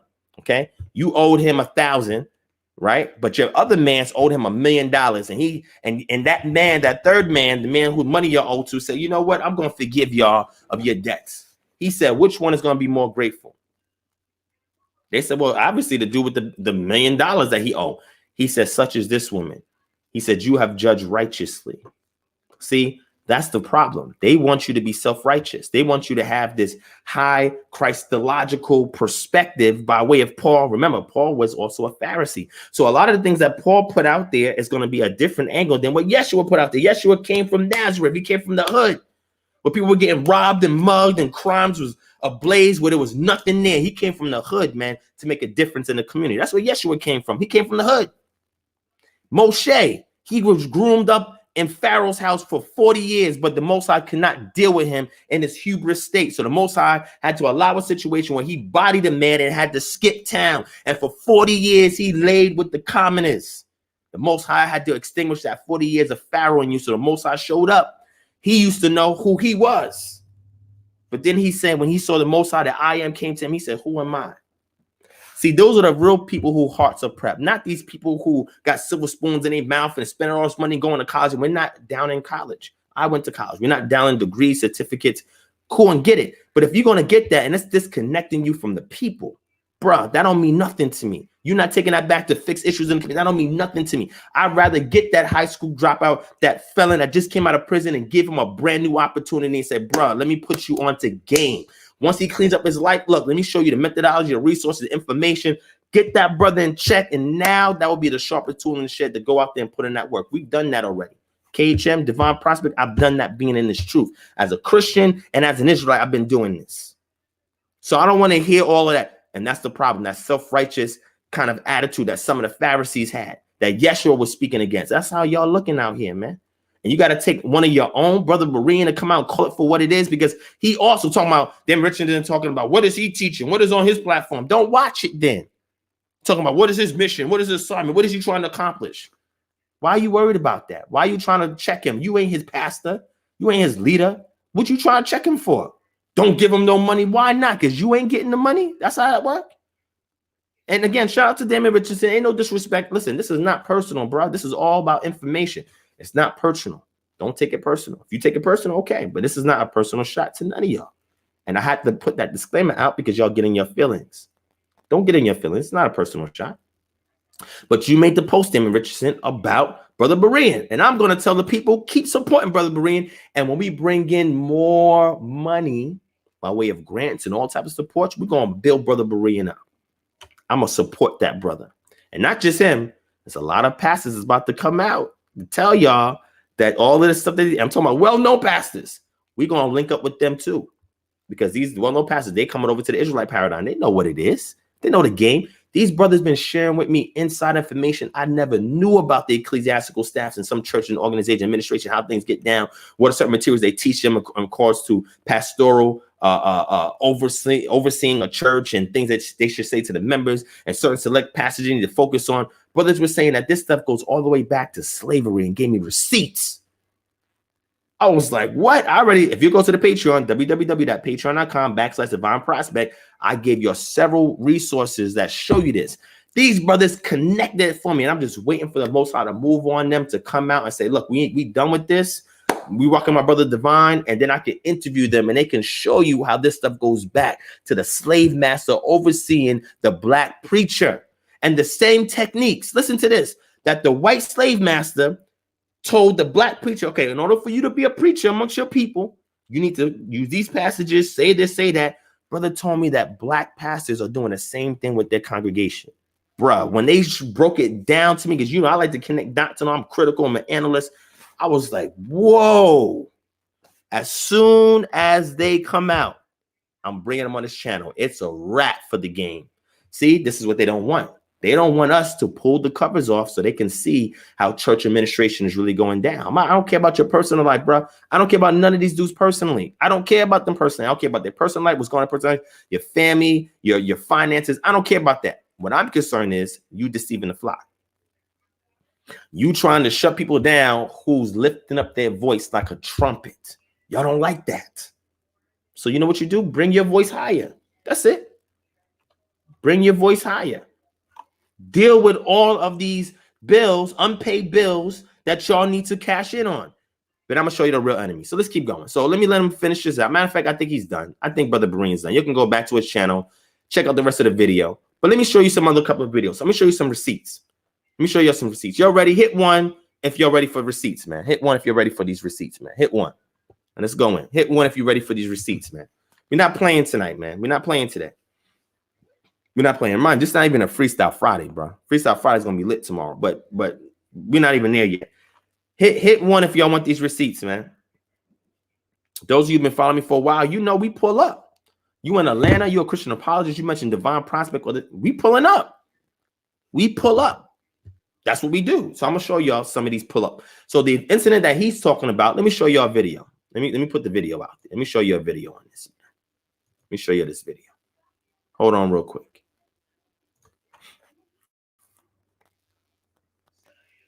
Where's the video at?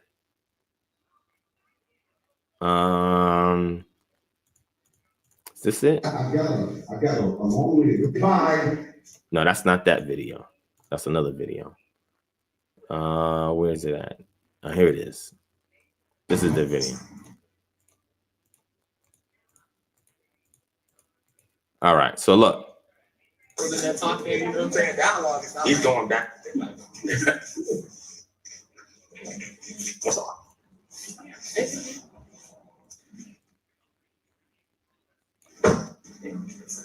All right, so look, check this out.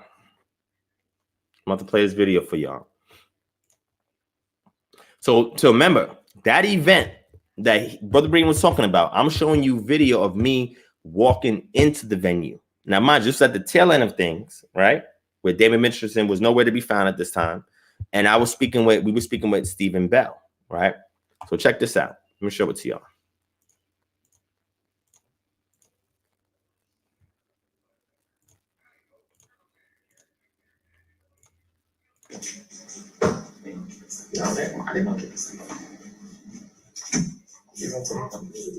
You want to ask me?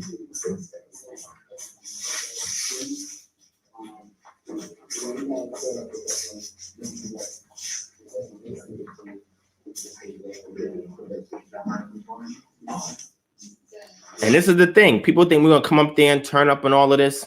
Bro, I was extremely respectful. You're about to see. Nobody was coming in there doing all that. But that's the narrative they got to put out there to prevent you from coming through. That's the narrative. Okay? So let's go.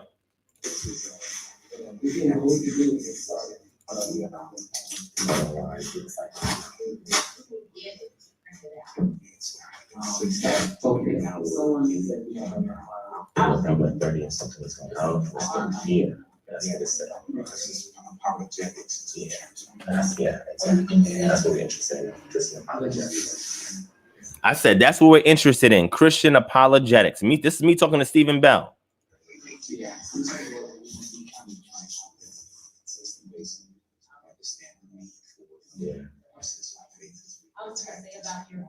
He said this conference is so that way we can understand why our faith is under attack.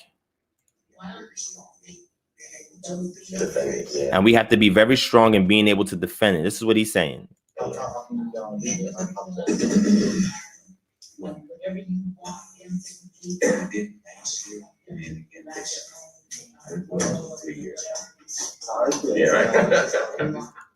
first person. That was sure. I got this legitimacy. You talking about things like the gospel belief, who is God? How can we prove God? And that's what upon the first couple texts. What's the posture of the apologist? Let me see who's that we can like sit down and really talk with. And I think it's great because we get it undiluted or concentrated on where they stand without the abrasiveness, without the disrespect and the cursing and so forth. So I know on the 30th they said they were going to have an open discussion, and I know people have questions. I know I have a lot of questions, and I would love to have them addressed so I know my compass where it stands, where to go. So that's that. Cool. Now, what about live services? Do y'all have? That name sounded familiar because I shared the. Oh, that was Damien Richardson. So now this is me asking about Damien Richardson. Check it out. Yeah, we're gonna be back on the 30th. Okay. I said we're gonna be back. Who's the what's the name of the individual that hosted the event or who was the speaker? Oh, that was Damien Richardson. Damien Richardson? Okay. That name sounded familiar because I shared the post. I was like, oh, so they're doing something in Atlanta because we don't really have a lot of things like that in Atlanta. Yeah. So when I saw it happening, I was like, oh, let me just put it out there so we can come show up and see what's going on, so we can take in what they're saying and also be able to ask questions. But I know he posted like on the 30th, there's going to be a follow-up. So sorry it wasn't on time. I learned at the last minute. You hear that? So y'all seeing this? I didn't make this up. We got footage, and we got footage from a member in the audience who's part of our community, who went there and recorded it and showed you how they changed the entire Q&A. We got the receipts, man. So I just wanted to show that so you could see what's going on with that. But we're not done there. Let me show you another video. All right. No one is doubting. All right. So now this is the video that Vocab Malone did with James White about me, about this 4-hour long video that I did, that they only addressed a few points from it.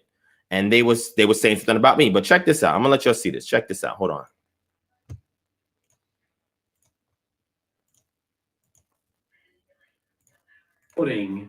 That he's bright or able to retain information or articulate. No one is doubting that he's bright or able to retain information or articulate or I haven't run into any others that are doing the reading.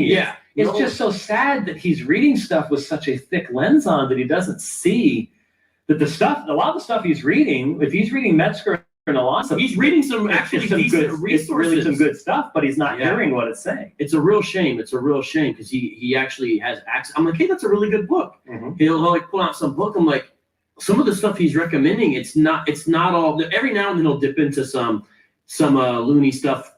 So he says every once in a while he'll dip into some loony stuff, but he didn't get the source that I used that was loony. But keep going. Like he dipped into an anti-baptism book kind of. He's saying that, but he didn't give the source that I gave because it's not an anti-baptism book. But let's keep going. To try to justify, but it wasn't a textual book. And so when he pointed that out, I was like, that's not a book on textual criticism. That's a book on baptism and Christian history. You need to get correct. It wasn't textual criticism in regards to baptism. I'm aware of that, and I said that in the video. But let's keep going. What he needs to do on there is get the old one, baptism in the new. Is it Beale? It's Murray, Beasley Murray. Beasley Murray. That's a book to kind of counter that. But a lot of the resources are decent resources. It's the lens through which he's looking at it. Yeah, so it's a real shame because he actually could be a good balancing act to the rest of Hebrew Israelism if it was done different. But he's got. Once you have a goal that you're getting to, you're going to see what you need to see, and you're. Yes, you're going to see what you need to see. And that goal is who we are. You're right. You're right. Hit that thumbs up button, family. Hit that thumbs up, family. Thank you so much for joining in. I appreciate y'all's support, man. We not playing, man. We definitely not playing. We going in for real, okay? So the reason why I show that video is because I'm going to show you a follow-up video. Again, I want y'all to see the history. Check out the history. Hold on. Let me get the follow-up video. With the Hold on. Now remember, the follow video I'm about to show y'all happened not too long after this at the G3 conference out here in Atlanta. All right, that I showed up to. Check this out. So who is that? That's me and James White. Oh, yes, I know.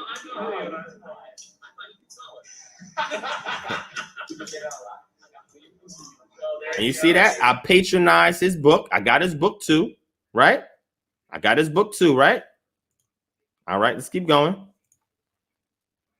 I actually, someone sent me your Facebook saying where you mentioned it. He said somebody sent him on Facebook that I will be showing up there.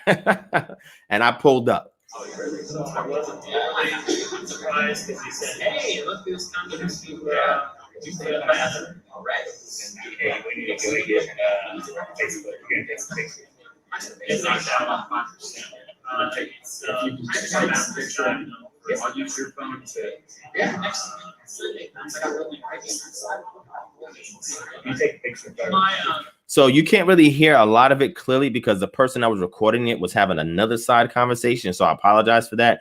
I could transcript it for y'all, but the bottom line is me and him are just talking just a general build, right? But the bottom line is James White and Vocab did this whole entire video about me. So I saw that James White was going to be in Atlanta. So I pulled up. That's the moral of the story. I will pull up. All right. Now I'm playing this for y'all. Right now, hold on. Yeah, I would have recognized that, but I watched. Listen to it. You heard what he said? He said, I would have recognized you faster if I would have watched your videos instead of just listening to them. So, well, only in the freeze rate does. Yeah, they're gonna have you guys. So, I'm now reading 118,000 Now, does this look like to you, family, like I'm coming in there trying to disrupt things and, you know, call things out and go crazy? Does that look like a brother that's coming in to do any of this stuff?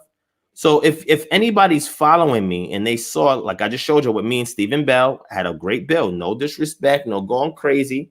Now you see me pull up on James White, no disrespect, no going crazy. Even my build with Vocab, no disrespect, no going crazy. All of these narratives that they're pushing about me and about Israelites in general is just done purposely so that people cannot see these type of builds. They don't want to have these builds. There's no need for me to go in here and go crazy, bruh. We got self-control. We got discipline. We know how to act and move in public. But y'all thinking that we just some jailhouse individuals, ex-felons and all of this, high school dropouts. And that's the problem. See, this is what they're scared of. The awakening is reaching a demographic in the middle class, upper middle class, and in the high class, elite society, where you have celebrities that are waking up, investors that are waking up, investors. You hear me say investors? People that got money, that have businesses that are waking up to the truth. That is their fear. They want to keep it at a low level and say, oh, this is just for ex-felons and high school dropouts and uneducated people. But now we're reaching people who are coming out of seminary, reaching people who are investors, who got corporations, who got businesses, who are celebrities. Now when it's getting there, now they're getting shaky. Like, oh. And I'm going to continue to be the catalyst to bring it into those circles. I'm going to keep bringing it into those circles because we're going to keep getting resource after resource. And then our voice is going to go really loud to a point where you're going to start to see diminishing numbers in your congregations. And they're going to be clinging on to this thing. And it's not going to be this narrative that you and the media try to push of us. They're going to see a different brand, a different breed of this Israelite movement. Like, yo, these dudes is not like what the narrative is being painted of. And that is what they fear. Okay. All right. I'm just showing receipts. That's all, family. I'm just showing y'all, just me building with James White, showing y'all I didn't go crazy. I didn't turn up. All of these narratives they painting about us, none of that happened. All right. Quick question. Now, New covenant. What is your... Now check this out. This is when I asked James White what progressive covenantalism is. This is back in 2017. He had no clue what I was talking about, but this is what Vocab Malone was subscribing to or subscribes to. What is your perspective on progressive covenantalism? Progressive covenantalism? Yes, sir. Depends on what you think that means. I'm not sure what you mean by that. So it's almost like a way of bridging the gap between dispensationalism and new covenant theology. So you have covenant theology, new covenant theology, and a subset of that is progressive covenantalism. There's a book called Kingdom Through Covenants. Check it out. Man,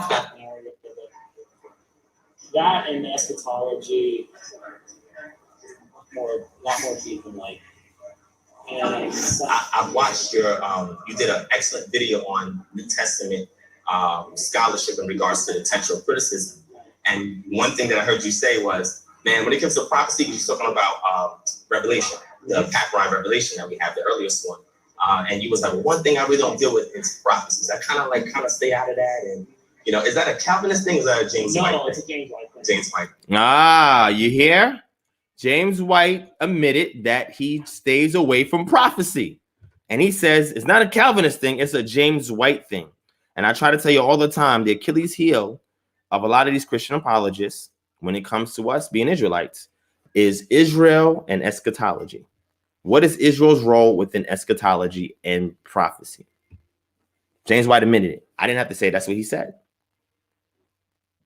Okay. All right. So again, this is I'm just bringing out the receipts, family. That's all. There's nothing personal, right? You don't hear me yelling, calling people names, disrespecting their family, talking about their personal life. We're just dealing with the information. And you're going to see these guys get in their emotions and they're going to respond back the same way that they say Israelites respond. They're going to go crazy about the things I'm bringing out. Just receipts, just facts.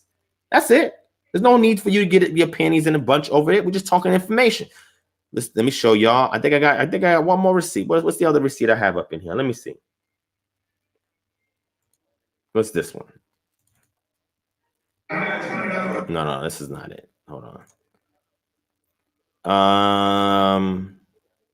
I think that's it that I just saved here for these receipts. All right. Shout out to Pastor Kelly Richardson in the building. What's going on, Elder? We woke now. Y'all click on his avatar, subscribe to the brother's channel, man. Support the brother because he's been putting boots to the ground in this walk as well. So shout out to the elder and the pastor in the building. I want to give respect where respect is due. So much love and respect to Elder Kelly Richardson. Again, he's an elder. So I respect his title as elder, and he's been pastoring for a long time, longer than I've been in this walk. So I had to give much respect and props to him. You know what I'm saying? But there was something else I wanted to show you. The Just Gospel Conference. That's when I was trying to find Pastor Eric Mason so I can have a bill with him. And he was talking about reparations there, right? I came to this event, paid money and everything. So don't let them think I'm just coming in it. I'm paying money to get access so I can listen in and then I can get access to who I want to speak to. Like, we're not just bum rushing, asking for freebies and handouts. No, we paying money. When I went to the G3 conference, I paid money. He had his debate with a Muslim, James White. That's why I saw him. I paid to get in and I bought his book. So when they give this narrative, family, don't believe the narrative, family. Don't believe it. We got receipts. Don't believe it. So let me show you. So when I went to let me talk about this, and I'm gonna transition into the elephant in the room. We're gonna deal with the elephant in the room. They got to deal with it. So you know what I'm gonna do? I'm gonna deal with the elephant in the room, since these black Christian apologists are afraid to deal with the elephant in the room. I'm going to address the elephant in the room. I'm gonna do a response video, not now, a response video where I'm gonna address the elephant that they're trying to ignore. I'm gonna show y'all. I'm gonna show you this elephant in the room, and you'll see all this energy and heat go towards us. But when the elephant in the room is there, they just looking it over, talking around it and all of that. But we pick up the mantle, say, y'all scared, man? And we handle it. We bring our swords out. We put in that work. We're not afraid. We're not backing down. We're not scared. You know why? Because we don't have tethers to the system that you have the tethers to. That's why you got to move all carefully and you get all scary and all of that. We're not scary. Brother Berean, he put it out. Y'all some scary dudes. He said that. I didn't say that. So y'all scary. Y'all know who y'all want to attack and who you're not trying to attack. Y'all scary like that. It's all good. When I went to the Just Gospel Conference, I found out about it because a brother put me onto it, and Sakari both told me, yo, Damon Richardson, Dr. Pastor E, Eric Mason, is in town, and he's at this Just Gospel Conference. Bruh, I didn't know nothing about this. I didn't know anything about no Just Gospel. I didn't know nothing about it. But when they told me that Pastor Eric Mason was there, I was like, word? Bruh. I was at work. I said, yo, let me hurry up, finish up work, and let me head down there and let me see if I can have a discussion with him, right? So, shout out to Sister Sheikah Johnson. KHM, Dallas in the building. Thank you so much for your donation. Elder as well. Pastor Kelly Richardson, my brother Jordan's Cadet in the building. What's going on, family? Yo, they getting mad for these donations, family. Maybe y'all want to stop giving these donations. They're going to get really mad when they see that the people are supporting with their dollars. We're not asking for tithes. We're not asking for offerings. We're not asking for a past appreciation. We ain't asking for a building fund. We ain't asking for a retreat fund. We're not asking for the pastor's a new Benz that he needs. You know what I'm saying? New house he needs. He needs to add on new houses. And we're not asking for none of that. What the people give is what Yah lays on your heart to give to this ministry, even if it's 1 cent. Whatever you donate, whatever videos you share, whatever prayers you put up for us, we greatly appreciate that, family. Keep us in your meditation moments, and we reveal what meditation is, right? What was meditation? Do y'all know remember what meditation is? Musing over your murmurs to melodies. Musing over your murmurs to melodies. That's real meditation. That's what was happening telling them on the Psalms. That's what we taught. We put a whole video out there breaking that down for y'all. Keep me in your meditation. Things that's in your heart about me and about this ministry, bring it out unfiltered before the Most High, muse over it, and see what you can do with that information and what Yah does in conjunction with your plans, strengthen you. You know what I'm saying? Because man, devises his way, but Yah's the one that turns the heart in that direction. All right, never forget that. Okay.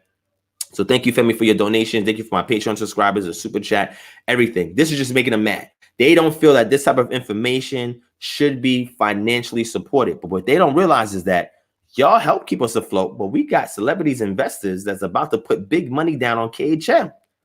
So y'all can't stop this. It doesn't matter what y'all do. Y'all cannot stop this. And now when I say KHM, I'm not just talking about Divine Prospect. I'm talking about everybody connected with us and the other groups that we're going to help bring up too. Because it's not just about us. We're going to help other organizations, groups, and ministries. We're going to help them rise too. You know how, like I said, this is chess. It's not checkers, man. This is chess. And you have to learn to do chess moves on a checkerboard. I tell you that all the time. I did a whole post about that. You got to be so strategic that you know how to make chess moves on a checkerboard. The reason why I say this is because they don't want you to play chess. They want you to play checkers, and they can play chess with you. So what they do is they lay out for you a checkerboard, give you the pieces, and you already know how the checker game goes. So you automatically, instantly is going to play checkers with them when they setting you up. You got to step back and say, wait a second, this is a checkerboard. But the person who's putting it out plays chess, not checkers. I see how this is going down. So then you got to change your whole strategy. Be wise as serpents and harmless as doves. Okay. So at the Just Gospel Conference, I heard that Pastor E was there. So I said, okay, we're going to head down there. I'll rush down there as fast as I can from work. Rush down there. I saw Sakari out there, posted up, doing anything. That video was up. Pieced them up, what's going on, whatever the case may be. They say, yo, he's up in here. I'm like, where? He's up in here. All right, let me go in. And I shot a video. You can go back to my channel, check out that video. The video was up. The video was up. Go check that video out. The video was up. And I'm over here looking for him. I couldn't find him. I bumped into a group of people that was outside, that were vendors or something else, and I was speaking with them and started building with them. And they're like, "Wait a second, are you an Israelite?" I'm like, "Well, I guess if you want to say that." And then they try to turn up on me. I didn't come there start no problems. I came there asking them questions, trying to figure out what's going on with this conference. Did y'all see Pastor E? Where he's at? Oh, it's break time. He went on lunch and all. I said, "Okay, cool. I'll pay. Go in. Wait till I see him." And I did, and didn't see him because he left early, so I didn't get to see him. So after all of that, nothing crazy happened. I didn't turn up. I didn't curse. I didn't flip no chairs. I didn't take out my cord like Yeshua, start whipping people up out of there. I didn't do none of that. I went to the conference respectfully, paid my money, watched the rest of the event, even though I didn't get to see him, and I left. And I did a whole video of that adventure, right? Watch how Pastor E responded to that. Now, this is all in hindsight because me and Pastor E, we had a bill. Matter of fact, let me go to Damon Richardson because I want to be truthful with this. When I went to that conference, oh, that was the video I want to show y'all. Hold on. Oh, I forgot. I got one more receipt to show y'all. One more receipt. Hold on. Let me show you this one more receipt. You're not going to see this stuff anywhere else.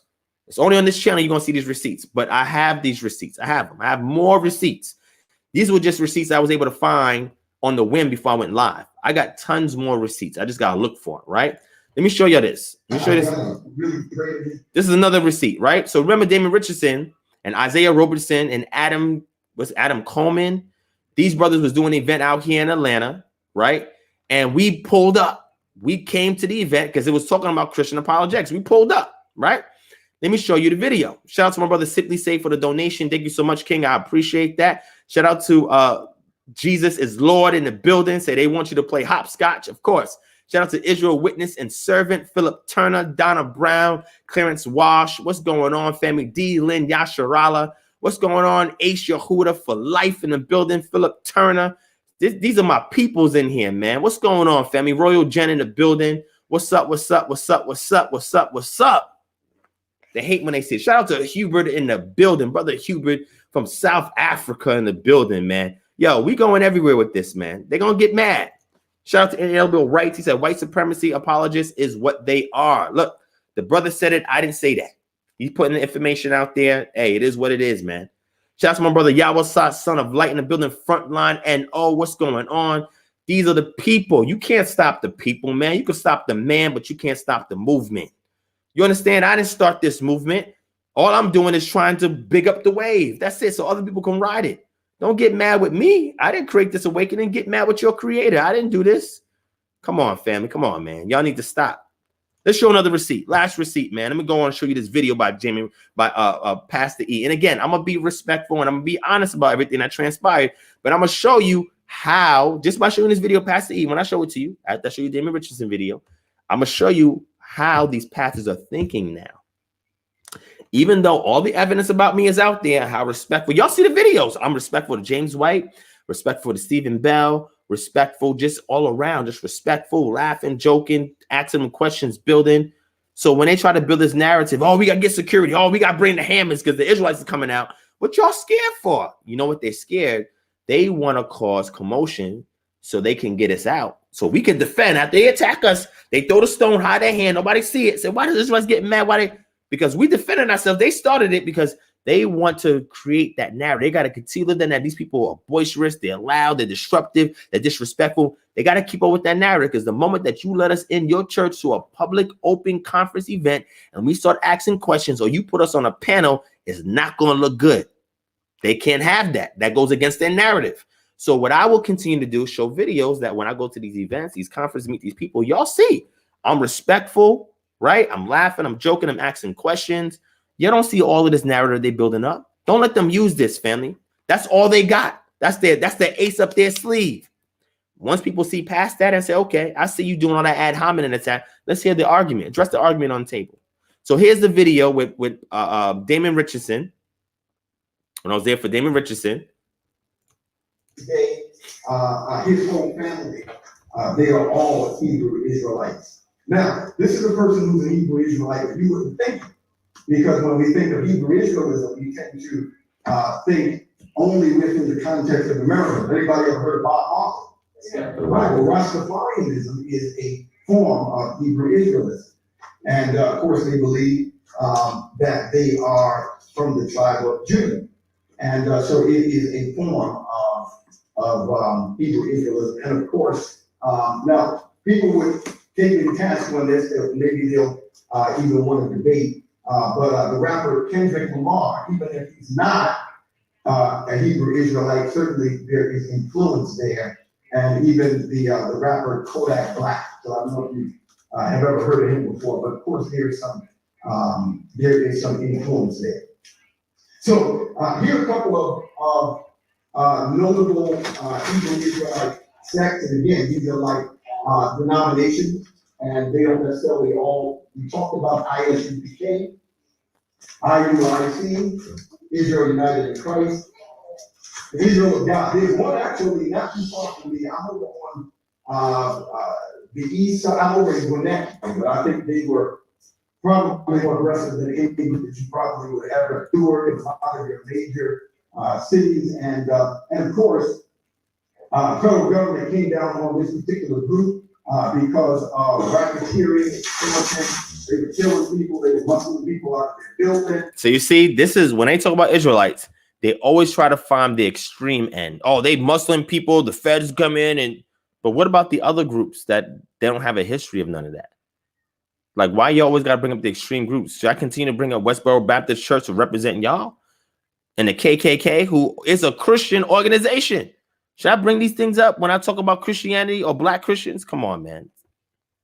All kinds of stuff. He said, well, the Father is Yah, and the Son is a divine being, but not quite God, like God. Well, that's not the biblical revelation of the Messiah. Yes, it is. Oh man. All right. So let me see. Hold on. Let me see. They thought, because they didn't know what to do with the information when they heard it. They didn't know. And then there's a follow-up video where I'm speaking with them. Let me see if I can find that. Where's that video at?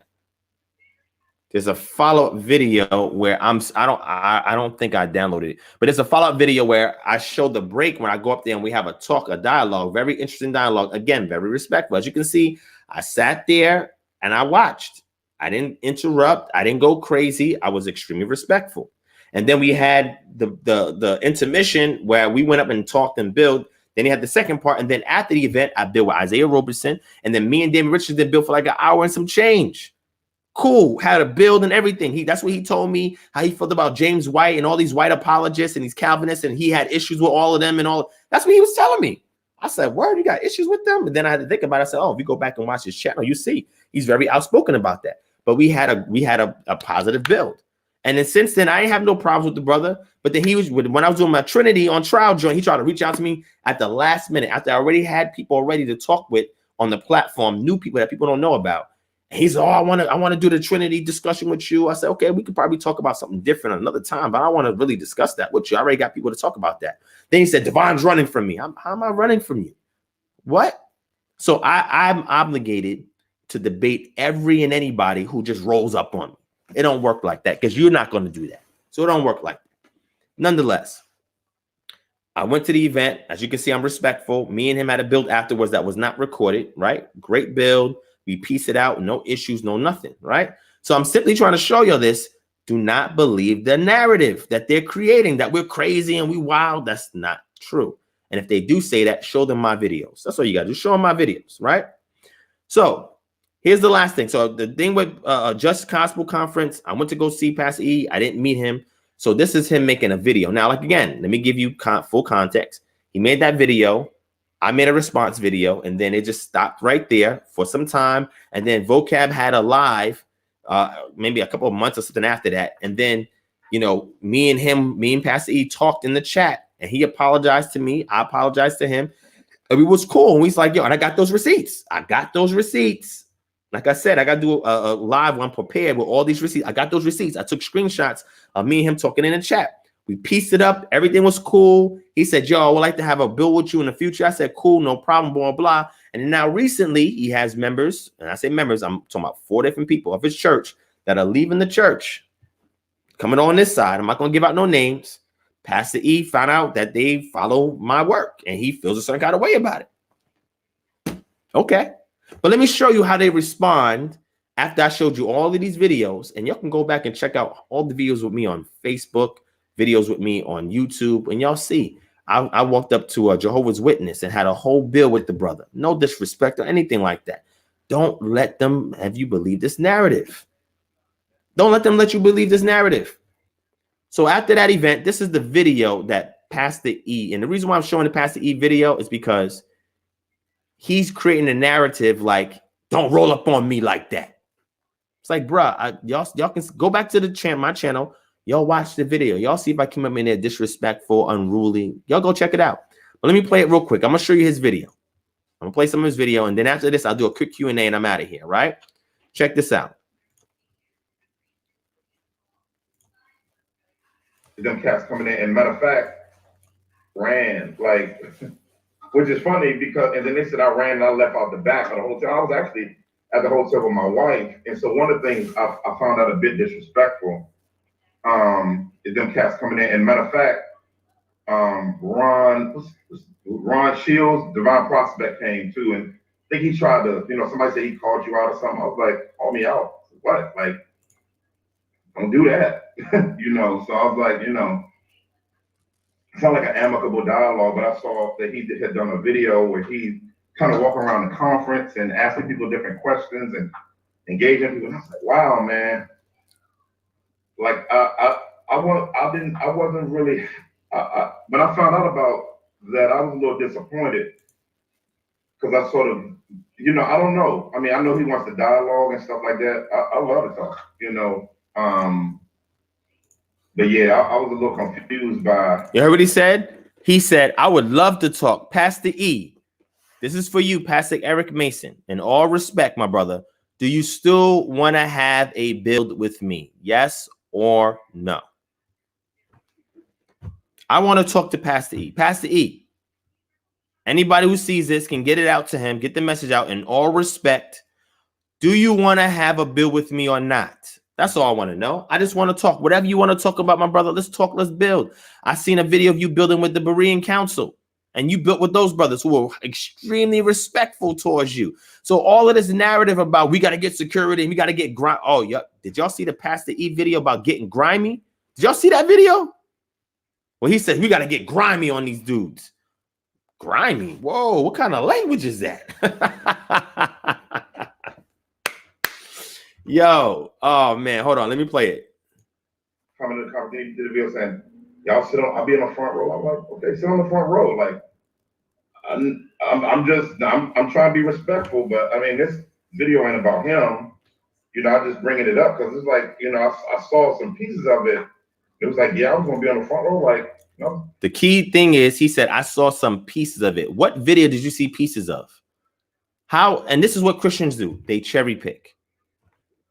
This is what Christians do. They do it with the scriptures. They do it with church history. They do it through the exegesis. They do it with the language. They cherry pick everything. He said he only saw bits and pieces of the video that y'all can go back and check out. And he said, I said, I'm going to be in the front row looking at him all crazy. When did I say that? I said, I would love to get a front row seat so that way he can see me and I can take in what he's saying. And then I have an opportunity to walk up to him respectfully and say, hey, Pastor, I'm so-and-so. Can we have a build? Not to grill you. Where did this narrative come from? Oh, it's because this is what you have in your mindset about Israelites. Even though you've never seen me do that ever to anybody that I pulled up on. You never see me do that. So where's this coming from? Let's keep watching. Like I'm gonna just be honest with you. I'm not the one to kind of roll. I don't roll like that. Particularly if my wife was there. So I had some issue with cats rolling up at the hotel with my wife there. What is he talking about? What is he talking about? I don't know what he's talking about, man. I have no clue what he's talking about. No clue what he's talking about. No clue. But this guy is saying, well, I have a problem with people that is rolling up place where my wife is at. What does your wife have to do with this? Because I said I was going to come there to see you, to speak to you. You said, I don't roll like that. You know, I have a problem with cats rolling up to a hotel. Did I come to your hotel room where you and your wife was at? Did I come to you privately where you was at with you and your wife? Bruh, if you bring your wife to that event, there could be some people there who are Islamic Muslims that could blow up the place and you worried about me. Ain't nobody trying to attack you or your wife, bro. What is you talking about? But again, this is the narrative. Like I said, after he made this video, later on, we pieced it out. But this is what he said in this video. And I think I critiqued this video in the past too. But this is what these pastors do, right? This is the narrative that they paint. So if he would have did his due diligence to research my stuff for several years of my actions, interface with people before he made this video. This video was in 2000. This video was last year, 2019, right? He would have never said any of that. But he's thinking I'm coming up in here to do something crazy. Talking about I don't roll like that, and you over here doing this with your hands. Like, bro, what is you saying? Like, you about to take it there? What's going on? You see? This is what Brother Berean was talking about. These dudes are scary. Why are you getting scared? Ain't nobody there to put hands on you. But again, Brother Berean saw through this, and he said these dudes are scared. He said that, not me. Let's keep watching. Let's keep watching. So anyway, that's not why I'm on here. I'll talk more about that later. I'm about to go on sabbatical. Got a lot going on. So about to go on sabbatical. So anyway, a friend of mine was talking on the phone, and he was talking about he was on some call with a bunch of people from the college community and Hebrew Israelites. And most pastors, not even black pastors, but a lot of pastors would say that Hebrews or the Israelites were not, ancient Israelites were not white people. Facts. So Facts. before somebody like before someone has an issue with what I'm about to do, I want you to really understand that I'm not doing this because I'm trying to whitewash the Bible or because he's under the white man's spell, and like that's not it. I think one of the things that I want to do in this video. Now, if y'all want, go back, type up Divine Prospect, Jeremiah chapter 14:2, and see how I parsed that entire thing out in correction of our community, not to use that to prove that Israelites are black. Don't use that. And this is why I tell y'all have to get literacy with the language. Get literacy with the language. Learn the language so you can go and interpret it for yourself. You can parse it out. You understand the grammar. You understand syntax. You understand morphology. You understand orthography. You understand all of these things so that when you come across these passages and you understand the language mechanically underneath, certain things you just won't use as proof text to validate who you are. You don't even need those passages to show that the Israelites were, ancient Israelites were people of color. We have tons of evidence to validate that, right? So I'm going to stop this video. And now let's get into the elephant in the room, okay? So reason why I showed you that video is because Pastor E over here freaking out because he said I was there. That's not how I roll. My wife was there. Like, what are you talking about, bruh? You see, that's the narrative. Don't fall for it. But after that, like I said, we pieced it up. But now he feels some kind of way about me. And now Damon they both feel some kind of way about me. And I ain't even bring their names up.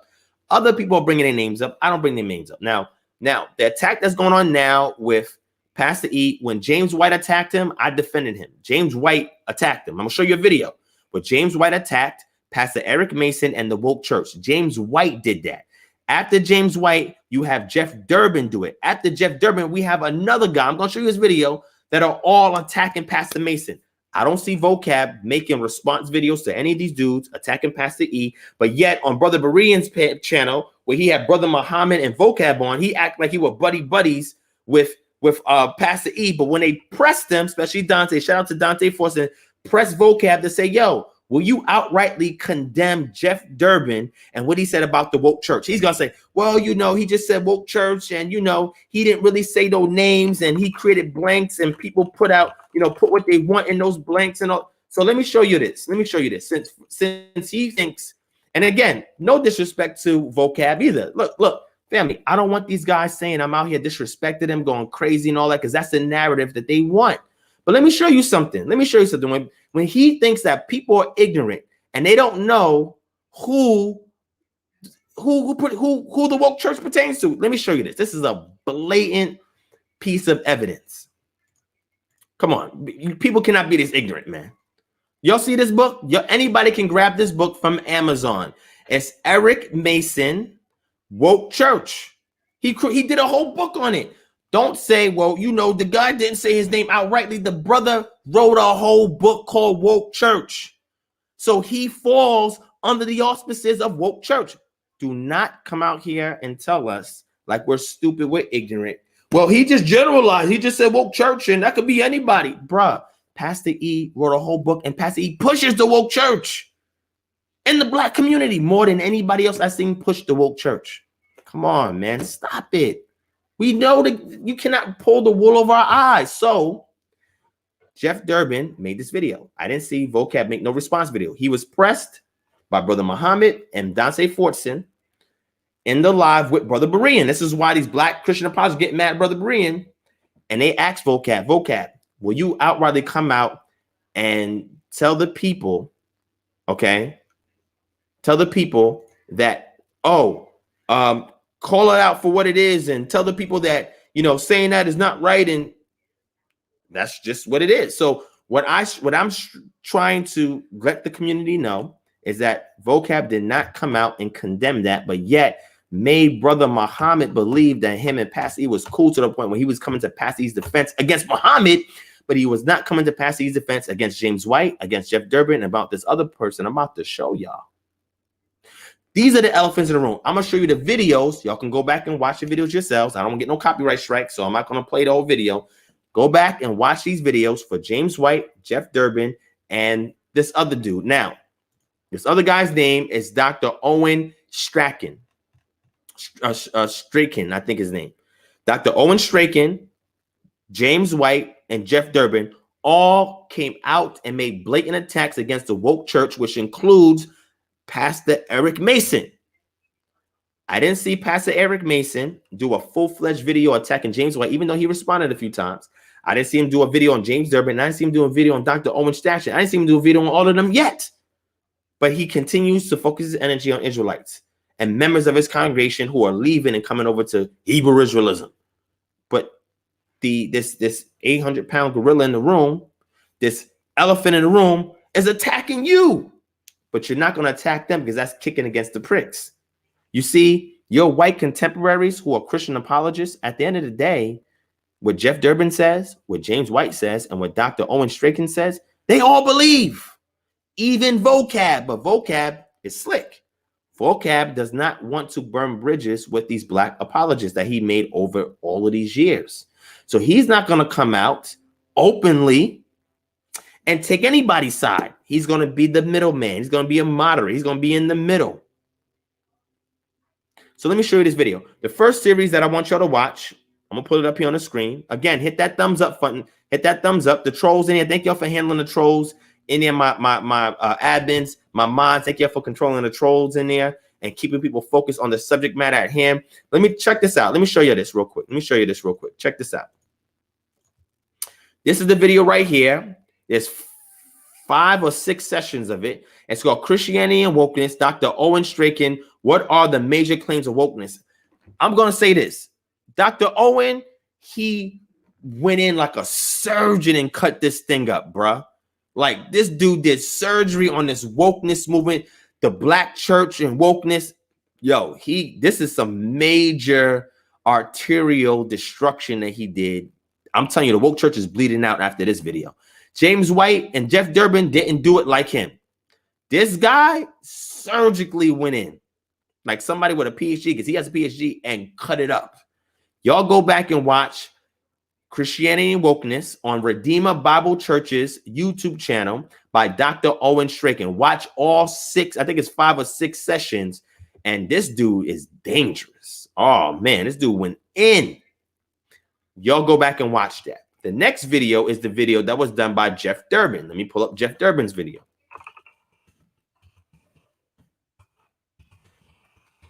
These are all the elephants in the room. So anytime you see these guys talking, I want you guys to share these videos with these Christian apologists. Say, listen, we don't care what you're saying about Israel no more. Yo, y'all need to deal with this. But they're not going to do that. They don't want that type of heat. Check it out. This is the full servant. Jeff Durbin confronts the woke church on Apologia Studios. This is the full servant. Y'all go back and watch it. He went in as well. You see that audience? All white folk. I'm not saying there's no white black in here, but I'm saying from all the pans they did, was mostly white people up in there. Same thing with Dr. Owen, a whole bunch of white people up in there. You see, if y'all going to survive as Christian apologists and be acknowledged by the overall Christian apologist community, y'all got to confront these guys. Y'all got to do a whole panel conference with these guys. Y'all got to do response videos with these guys. You got to see and open up their exegetical methods in regards to scripture and their interpretation of such as it pertains to the woke church. Y'all not doing this work. Y'all scary. I want to see y'all put the same energy you put towards us, towards this. Is this the gospel? Are these guys really saved? Can y'all address their soteriology and the theological perspectives, vantage points, and views? Can y'all do that? Can y'all tell me how what they're saying is in misalignment with the scriptures? Can y'all go surgical with this? Because they cutting y'all out crazy. Y'all bleeding right now. Looks really bad. I'm not making these videos, but yet these are the same groups that Israelites that we go against. So what we're going to do, because y'all scary, we're going to make response videos to these videos. I'm going to make response videos to these videos because somebody needs to patch up those wounds. Somebody needs to tend to those issues that y'all are having with other groups. Because you're talking about the conscious community. I don't see name one of y'all putting in the work that I put in with the conscious community and rebutting all of these claims they're doing, even defending Christianity. And y'all know I'm not a Christian. I don't see y'all putting in this work. Where y'all at? Oh, you got sponsors and you got, oh, so you got to be careful how you move and navigate. Oh, okay, because you got a large populace of white folk who Well, there's white people that support this ministry too. That's not going to shut me up from talking and speaking my speech. Show them this video. I want everybody in this chat, grab that Dr. Owen video, grab this Jeff Durbin video, and plaster it to every black urban Christian apologist and send it over to Vocab Alone. Flood them with these videos and say, we don't want to hear nothing else you have to say about the Islamic group, about Christian, about Hebrew Israelites, moderates. Address this first. Otherwise, we're not listening to nothing you have to say. Force them to address the elephant in the room. Let me show you the James White one. Last video. Last video.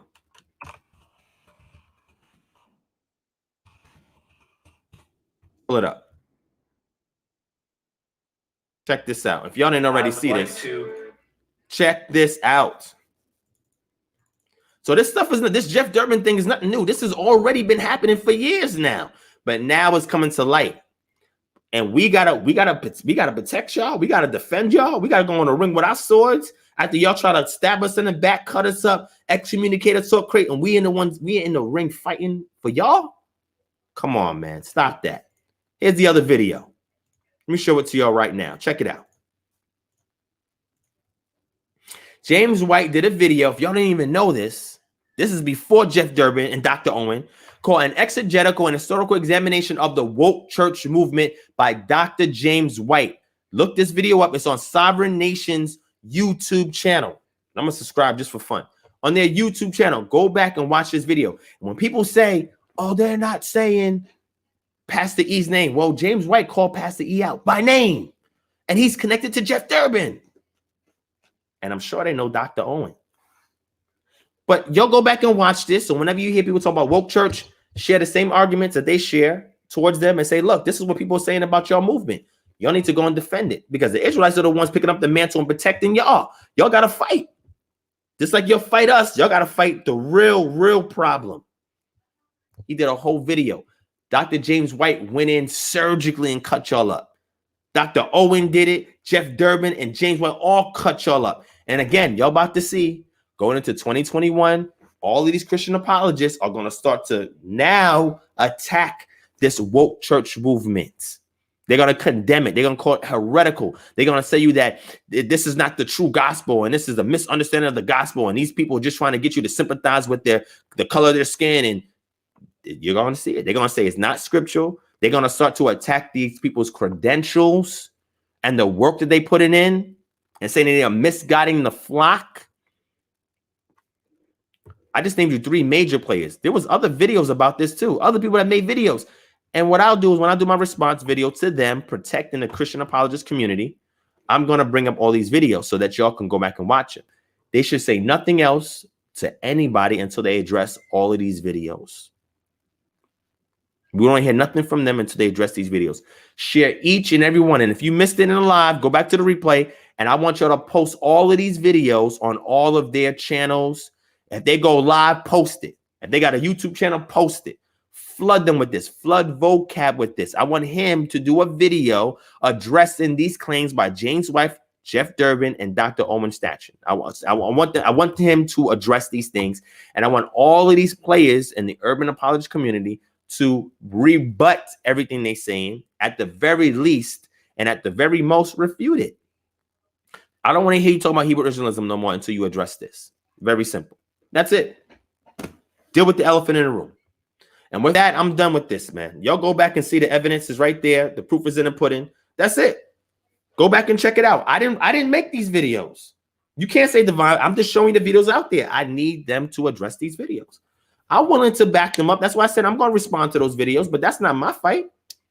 But I realized that, oh, it is my fight because everything that they were buddy with y'all about Hebrew Israelites, bro, y'all black too. And I told you that institution of Christianity in America was not designed in favor of black people. When we try to convert in antebellum slavery or the South, we tried to convert and think it was going to take us out of slavery. Slave masters say, oh, welcome, brother, in the faith, but in the earthly life, you're still my slave. They prevented us from rising in the ranks because their system of theology does not have black people in mind. That's just what it is. Now they have this ecumenical thing where they're saying, if you go back and watch these videos I just showed y'all, we're all one race. And to talk about ethnicity and blame white people for all of these social ills and community is all wrong. And everything is about sin. And you see these other Christian apologists, I'm not going to say no names, that say the same thing. They don't identify as black or African-American. You know why? Because they don't want to have to be put in that compromising position when they have to defend against James White, Jeff Durbin, and Dr. Omen. They don't want to do that. So they say, well, I ain't got no ethnicity. My identity's in Christ. Just misinterpreting all of that. Thinking that Paul just threw aside who he was to say, I'm just a Christian. That's not what happened. It's context. Christians miss that. Okay. All right. All right, that's all I got to say for right now, family. Y'all hit that thumbs up button, share this video, hit subscribe. Make sure all these guys see these videos by Jeff Durbin, James White, Dr. Owen. Make sure they address it, okay? When they say anything about Israelites being disrespectful, rude, and boisterous, and show them the videos of me on social media interfacing with these guys respectfully. Show them the debates I have with these guys respectfully, the discussions I have with these guys, and me person-to-person encounters with these guys respectfully. Don't believe the narrative. Don't believe their hype. These are all what we call logical fallacies. There's different types of logical fallacies, formal and informal. They just doing all of them because they don't want people to wake up to the truth. And I'm telling you right now, the Most High is behind this, not y'all, not man. And all the connections that I'm working hard to make and maintain is going to make y'all look really bad in the end. And y'all could throw all the mudslinging my way. Y'all can slander me, talk crazy about me. At the end of the day, go ahead and do it. We want to see if y'all actually are bearing the fruits of the Spirit and how you respond to these type of videos. And James White and Jeff Durbin, we want to see the fruits of the Spirit come to the surface. Let's see you act in love. Let's see you act in kindness, meekness, self-control. Let's see these fruits come out. Or let's see if y'all talking about getting grimy in the church and all this other putting hands on brothers. Pastor E said we got to start to put hands on these Israelites. That's what Pastor E said. Let me show you the video where he said that, in case y'all thinking that, oh, Divine's making that up. I'm not making that up. Let me show you the video where he says we got to put hands on these dudes. This is what Pastor E said. I don't see him saying we're going to put hands on Jeff Durbin or James White, but y'all quick to put hands on your own fellow brothers. Okay. All right. Show you the video where he said we got to get grimy. You got to start putting hands on these dudes. Pastor E said this. I didn't say this. Let me show you the video in case y'all think Divine's making stuff up. I'm not making nothing up. Where's the video? Here it is. The video is called Black Hebrew Israelites Infiltrating the Church. It's on Dr. Eric M. Mason's channel. This was March 20th, 2019. This is before I showed up at the Just Gospel Conference. And he did that other follow-up video about me. Talking about, I don't play. My wife was in there. Like, what are you talking about, bro? Like, then he says, yeah, I have no problem sitting down with you. But now he's running away from a discussion with me. Why? This is double-mindedness. But go back and watch this video where he says we got to get grimy. We got to start putting hands on Israelites. When they come up in the church, we got to put hands on them. We got to get brothers start putting hands. We got to get grimy with them. This is what he's saying. Now, I don't know. I'm gonna be fair. I don't know if he still maintains his stance or not. I don't know if he repented from this. I don't know. But the brother says that we got to start putting hands on these Israelites. That means if I show up to Epiphany Church just to enjoy service with them, and are they going to put hands on me? Is that what's going to happen? You see, now I got to start thinking about that, because that's not my spirit. I'm not coming in to be disruptive or are they going to put hands on me? Are they going to get grimy with me? Best believe I got Philly dudes behind me. So I'm not scared about it. I'm just saying, if y'all threatening us that we can't even walk into the church, look, when I do my lectures, y'all invited to come. We got our chapters that we setting up, and I'm gonna get back to doing my lectures again. And I'm gonna get back to doing our fellowships and everything. Once this COVID thing is over, y'all are welcome to come. Matter of fact, we've had Christians come up there and ask us questions. Y'all are welcome to come. Ain't nobody gonna put hands on y'all. We only gonna put hands on y'all if you'll go crazy. You'll go crazy, start attacking people and all of that. Then we're gonna put hands on you, because we don't play in our congregations either. We strapped in all of that legally, because we got people in law enforcement that are Israelites that are there that's helping secure the premises. So you're not gonna go crazy in our congregations either. But we're welcoming you in. I'm gonna say, yo, no green light on Pastor E. If he shows up at an Israelite event, welcome him in. Make him feel, respected, and, call him by his name. He's a pastor. Call him a pastor, right? Show him hospitality. Be respectful to him. Show honor. That's how we're going to get down. We're not going to chase y'all out. Come on in, because we ain't got nothing to lose, nothing to hide, and we stand on a firm rock. Come on in. But Pastor E says we got to start getting grimy and putting hands on Israelites. This is what he said. I didn't say this. He said this. Go back and watch the video. I'm not going to play it because I don't want them to get this video shut down, because they may try to shut my, I know Brother Berean is not going to get my video shut down, so I'll play his video. But go back and watch these other videos. And the other videos that I showed, that I took pictures of videos with, that's my property. So they may try to say, oh, YouTube, flag this video, shut this video down. Y'all could do it. I'm going to put it up on Vimeo, I'm going to put it up on YouTube, put it up on Instagram. Y'all can't do nothing about this information. It's going out. Y'all got to deal with it. This is in all respect. I'm not out here to disrespect these brothers personally. I don't know them like that to disrespect them. I don't hate nobody. I have no bitterness, no anger. I don't lose sleep over these things. I sleep soundly. I sleep good. I don't be thinking about this stuff, but these things have to be addressed. And somebody from our community has to do so with tact, respect, and diplomacy. Yes, I get passionate. Of course. Y'all see that. But I'm not out here going crazy. Brother Berean call y'all scary. I didn't call y'all scary. I'm just saying the proof is in the pudding. He calling y'all scary. He told y'all once y'all saw Divine Pride, oh, what we gonna do, Brother Berean? We don't know how many people he gonna bring up to the event, and we don't know what he gonna say. What question he gonna ask? Why y'all calling Brother Berean up? He said, yo, y'all in Atlanta, you ain't got nobody down there that got hammers on them. Bruh, this stuff is comical, man. It's like, yo, it's like somebody wrote a script, bruh. But I'm saying 2021 is gonna be an interesting year. While these brothers are bickering, arguing, fighting, we're going to build this ministry, this organization. We're going to build the community. We're going to fix problems. We're going to do things that the church had 300 years. The black church had almost 300 years to fix. And they ain't fixed these problems yet. And we got all these churches on all these street corners, all these cities. What you got all these churches for? I know we got all these poverty issues, health issues. What we got these issues for? Churches there. What's going on? Crime and all. Why are these things there? Oh, because there's no more law. Okay. They'll say, well, we're not telling people not to keep the civil law in America. Yeah, but they don't have any cultural laws or mandates that you're grooming them in. See, that's what we do as Israelites. We do it when the children are coming out the womb, as they lay down, as they get up, as they go to come. Deuteronomy chapter 6. That's what we're taught to raise up our children. They're going to say, Brother Berean, you know, he don't be going into scripture and exegeting scripture and all of that. Why are y'all attacking a brother? The brother do bring out scripture and all of that. Come on, man. I'm going to do a session with Brother Berean where we're going to go and exegete the passages. Come on, man. Y'all beating the brother down instead of calling him to the side and building with him. Y'all are foul. Then Vocab is going to tell Brother Muhammad, shout out to Brother Muhammad, oh, these Israelites just going to use you. When they're done using you, they're going to kick you to the curb and they're going to drop you off to the side and they're going to have nothing to do with you once they use you up. What? Is you serious? That's the narrative you're painting about Israelites now. Oh, okay. That's the new thing. We're going to use these guys up and toss them to the side. Since I've been an Israelite, I've been associates and friends with people who are Christians my whole walk. Prayed with them, sent them financial support, counseled them. And these are Christians. I didn't turn my back on them. If a brother's genuine with me, my line is always open. Hit me up. Reach out to me. I'll do what I can to help you. Whatever I can do to help you. I'm not just saying this is exclusive only for Israelites. When these pastors come out, the big name ones I told you about that's reaching out to me, they're going to be like, yeah, we knew Divine for several years, talking and building and all of that. He ain't shun us away. He ain't get that information. I don't do people like that.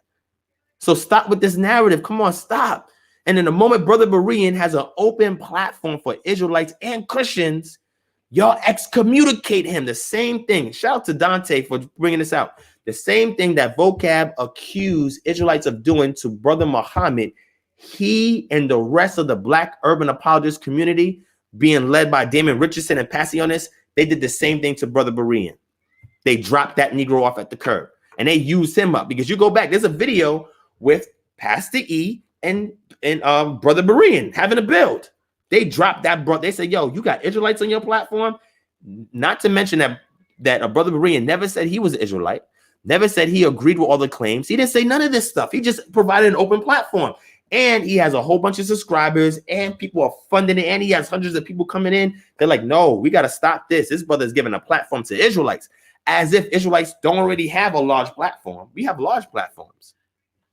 We don't need Brother Berean's platform to put out this information. I think I got more subscribers than Brother Berean.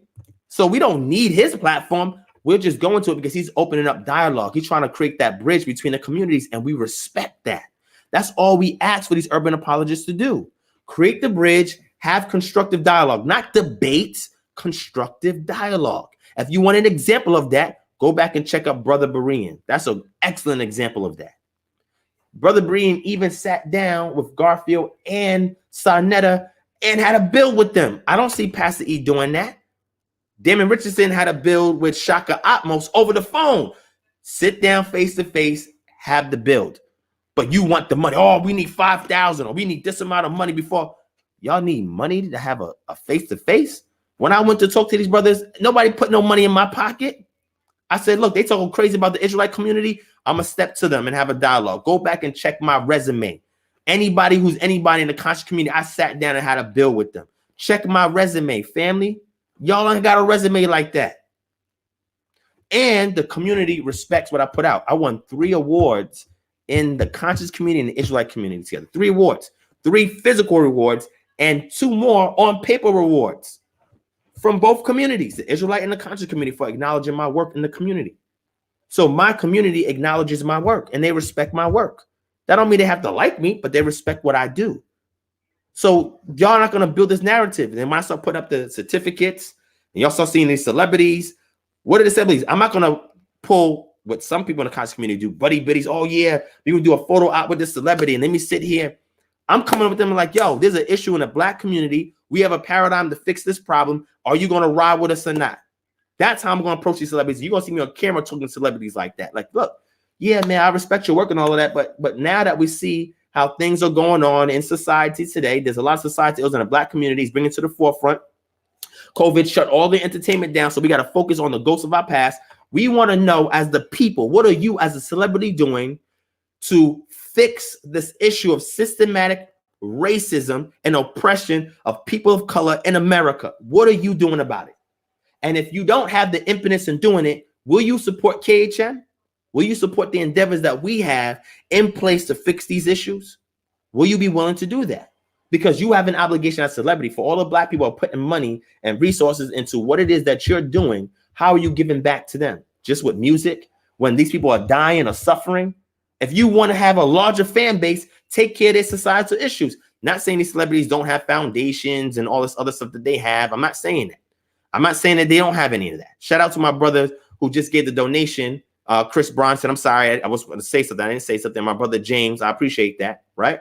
But we're going to be pressing these celebrities. We're not trying to be buddies with them. Of course, I could build a rapport and be cool with them. When I say buddies, that's what I mean. Be cool, build a rapport. But at the end of the day, there is a big problem in the Black community. And one way you can resolve it is by aligning with us and supporting our mission, our endeavors to fix these problems. Will you be willing to do that? If you have a foundation, let's partner up with your foundation. Let's partner up with this. We're going to press these celebrities on these Black issues and show them that we have a paradigm from out of our culture to fix these problems and see if they're going to get with it. If they're serious about the Black community and about the money that we invested into what they're doing, you're going to have to give it back to the people. You got to answer to us because we're supporting your endeavors. That's it. So we're not out here doing photo ops and trying to break bread with them, like showing money and all this. That's not what we're here to do, bro. You're not. We got other people in the conscious community that do stuff like that. More power to them. We're not meeting with these guys for that. We meeting with them and saying, look, are you gonna ride with us or not? There's an issue, is a problem, and you talk all this Black stuff now because of 2020's issues with George Floyd and Breonna Taylor and all these other people who died and Ahmaud Arbery and all of that. How deep are you willing to ride with us? We are a grassroots support organization that's putting in work to do A, B, and C. Are you going to ride with us? That's all we wanted. The people want to know, are you going to ride with us? Yes or no? That's it. But of course, we're going to say it more diplomatically. We're going to be more tactful, right? And how we convey it. But this is the conversation we had with them. And we're going to get their permission to record it so you guys can see and hold them to saying, yeah, we're going to ride with that. That's what we going to LA do to make these connects, is to go to these celebrities and say, look, we have a paradigm to fix these issues. Are you willing to support our paradigm? Present it to them. Let them know how it's beneficial to them, how it can help their public image and all this other stuff. And are y'all willing to ride with it? Yes. Okay, cool. Let's have a talk with whoever your administrator is or, who your manager is or whatever. We'll put things in motion. We'll work collaboratively on this project and we'll get it done. See, that's what these Christian apologists and some of these, even these conscious community dudes, they don't want Israelites in these circles.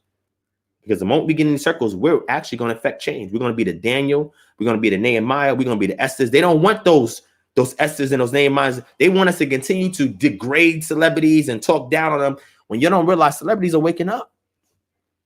Celebrities are waking up and they're supporting the movement on the back end. Even some of them are coming out and saying the truth and they're getting shunned for it.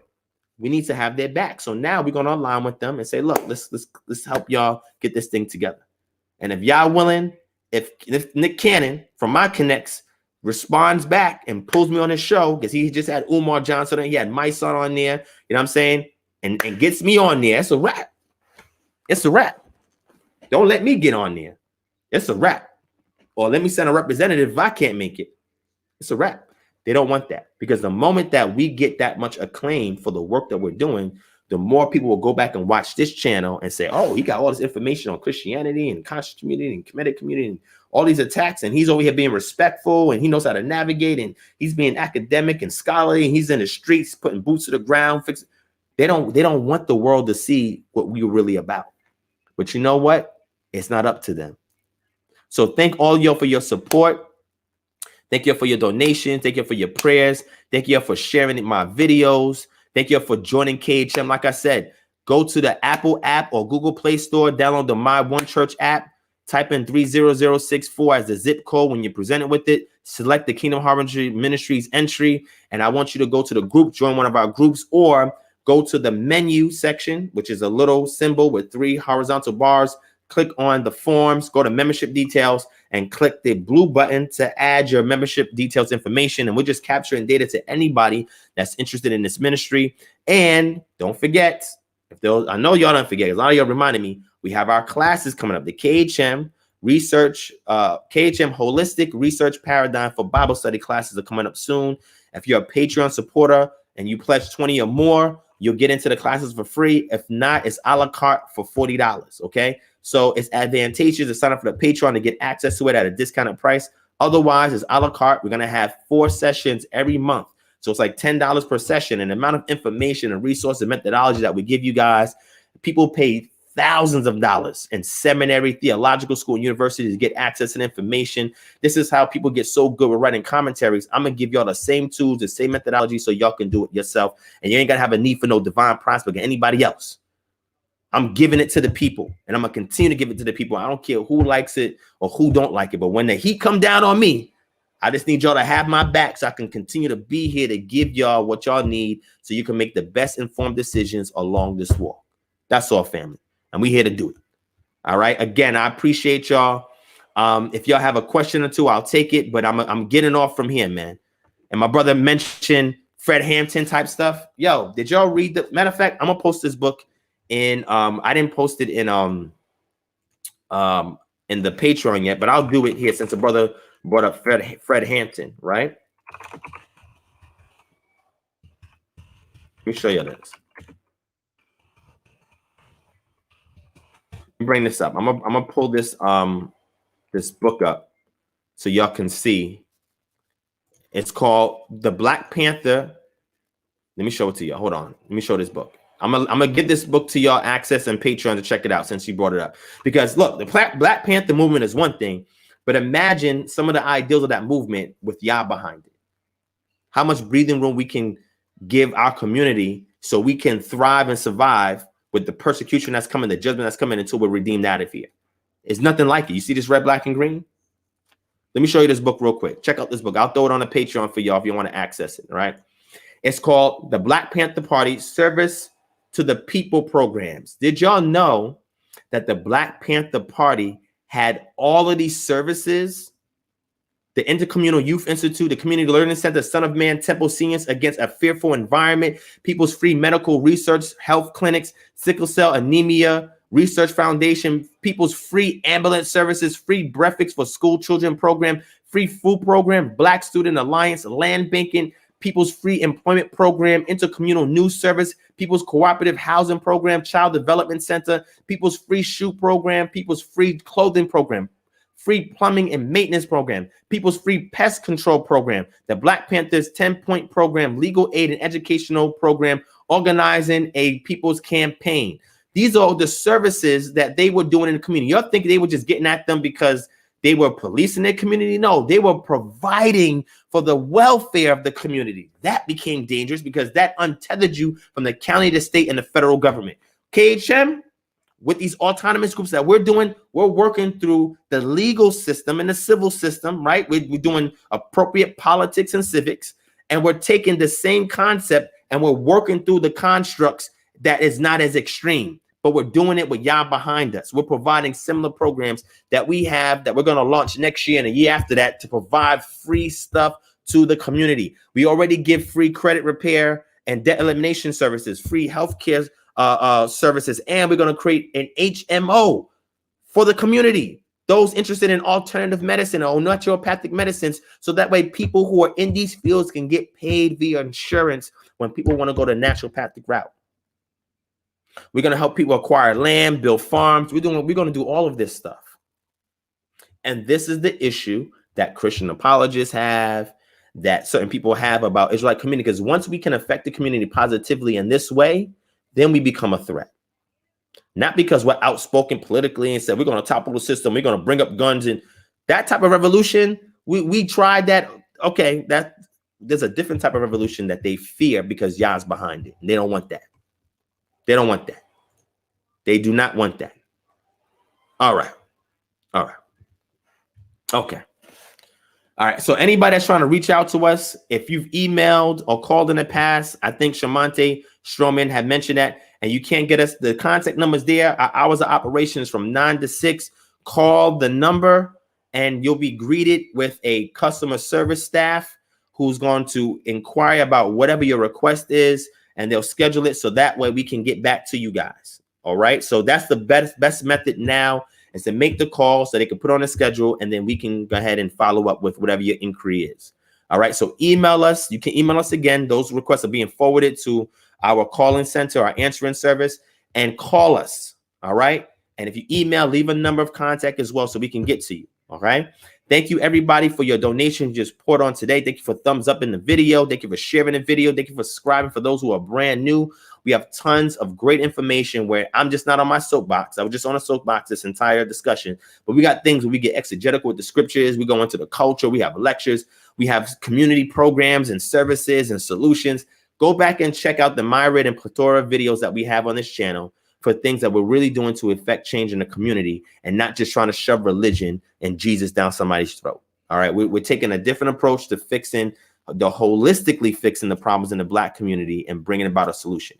And it's so powerful that we have people who are white that are aligning with us, not getting in our way, but providing the resources and support to help us with our agenda. That's how you know Yah's behind it.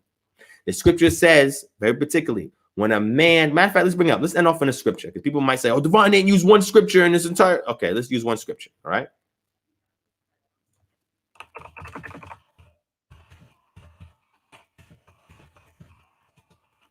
Let's bring up a scripture. Let's get Mishle, Proverb chapter 16, verse 7. Let me bring it up on the screen real quick.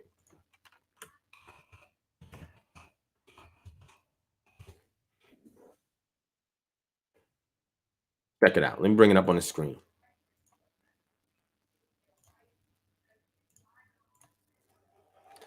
It says, when a man's ways please Yod He Wafe, he maketh even his enemies to be at peace with him. So even people who would typically play into that white supremacy unknowingly, they'll see this movement and say, whoa, they're doing something totally different. And this is a move of the Most High. We got to get behind this. We'll be at shalom with those people. The people who they intend to be our enemies, society, we're going to go and we're going to move into these circles and get them to be empathizers and sympathizers with our movement, to allow it to grow. Why? Because it's only when the elect is awoken that Yah will come and intervene. All his elect, once we all awaken, then he can move. So we must push this in any way we can to get all the remnant awoken so that Yah can intervene and he can usher in the end times. That's how this works. So some of y'all can go on the street corner, do your thing, do it on YouTube, do it within your family, your friends, your co-workers. However, I'm trying to get this up into other circles because there's remnants that are asleep in those areas that need to wake up. We got to get them too. Like I said, we got to be the Daniels, the Nehemiahs, the Esthers, the Mordecais to get those individuals woken so that they can continue to fund and support the movement so that Yah can come and we can move in a way that pleases him to come and intervene, because the persecution is going to get crazy. Next year, after this election, it's going to get wild in this country. Watch. So while the secular world is going crazy, we need to be building behind closed doors. And the more we please Yah, the more he opens up doors of opportunities where people say, well, how did he get to talk with this person? How did he get this grant? And how did he get this? And how did he get that? When a man's ways please the Most High. Oh, he don't have the credentials to access this when a man's ways please the Most High. He didn't have the credit to get this when a man's ways please the Most High. But he's an Israelite, so what? When a man's ways please Yod He Wafe, he maketh even his enemies to be at peace with him. And not only that, he provides the opportunity. Proverbs chapter 16:9 says, a man's heart devises his way, but Yod He Wafe directs his steps. By mercy and truth, iniquity is purged, and by fear, reverence of Yod He Wafe, men depart from evil. You can read the whole Proverbs 16, is just gems galore. I slip these things out to people in the secular realm, and they're like, man, that's good advice. And after a while, they're like, man, where you getting this information from? Then we open up the scriptures and we go right into the cultural dynamics. That's how we do it. Facts. All right, family. So I promise when we do our Freestyle Friday, man, we'll get into all the exegetical stuff and the resources and the references and breaking things down. I simply just wanted to show this to you guys. I also want to address John chapter 8, verse 28 from a linguistic perspective in the Greek to show y'all that when people see when Yeshua says, I am, they say, oh, look, he's saying the same thing. Eye, I am. He's saying Eye. No, that's not. He's saying I am he. You got to understand the language. You got to understand inflection in Greek. We're going to get into that. All right. So thank y'all for watching. I appreciate y'all. I got to get off here and try to make some more calls and do a couple things before it gets late. Also want to give y'all a shout out to let y'all know that Sukkot is upon us. For those of you who are beholden to the KHM, Pre-Exilic Israelite Sacerdotal Methodological Model, or the KHM calendar for short, Sukkot is upon us. All right. I'm going to do a Sukkot Chronicle series. I'm going to do a couple of videos throughout Sukkot where we're going to dive into Sukkot and some principles for Sukkot and stuff like that. So I'm going to try to do a couple of videos on that for y'all. But for those of you who want to know the calculation of Sukkot during this time period, we have a whole lecture series in our playlist about that. And those of you who don't have the calendars yet, all right, those of you who are Patreon members, you get the calendars for no additional cost. If you're not a Patreon member, we ask for a donation of $10 to get access to actually access and download this calendar so you can see it in its full glory on how we ascertain the reckoning of times, okay, and how we get to Sukkot being around this time of year. All right. So again, family, thank you so much for watching. Thank you for support. Thank you all for making people angry by showing up here faithfully, being part of this chat, being part of KHM, pushing the movement, culture, community, autonomy. They can't stop us. Doesn't matter what happens to me. They can't stop this movement. And they know that. They bleeding. And you know what? Yah sent us to be the healers. So through all that ruffle and tuffle and stuff that they're doing, we're being the healers. We're being the medics on the field. And that's what we're here to do. When your members in your church are hurting because they're not getting the understanding they need for their walk, we're going to come over here. And like Yeshua says, that we're going to those who are sick. We're going to those who are in need. They say, why are you coming after Christians? Because some of y'all are sick. And when you say sick, we're talking about spiritually sick. And they're in need.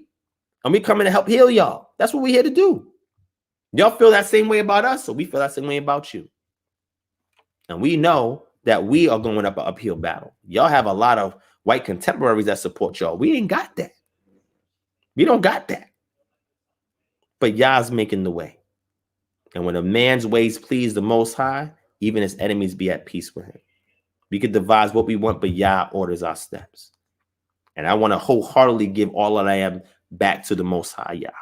I want him to be pleased with my efforts, because all my actions may not be pleasing to him, but my efforts, my heart, my spirit, my lev that I need him to circumcise and to work his ruach in, to lead and guide me with the light yoke into his path and his direction. Because I tell you right now, even as a leader, which I try to avoid, I try to throw into the towel a lot.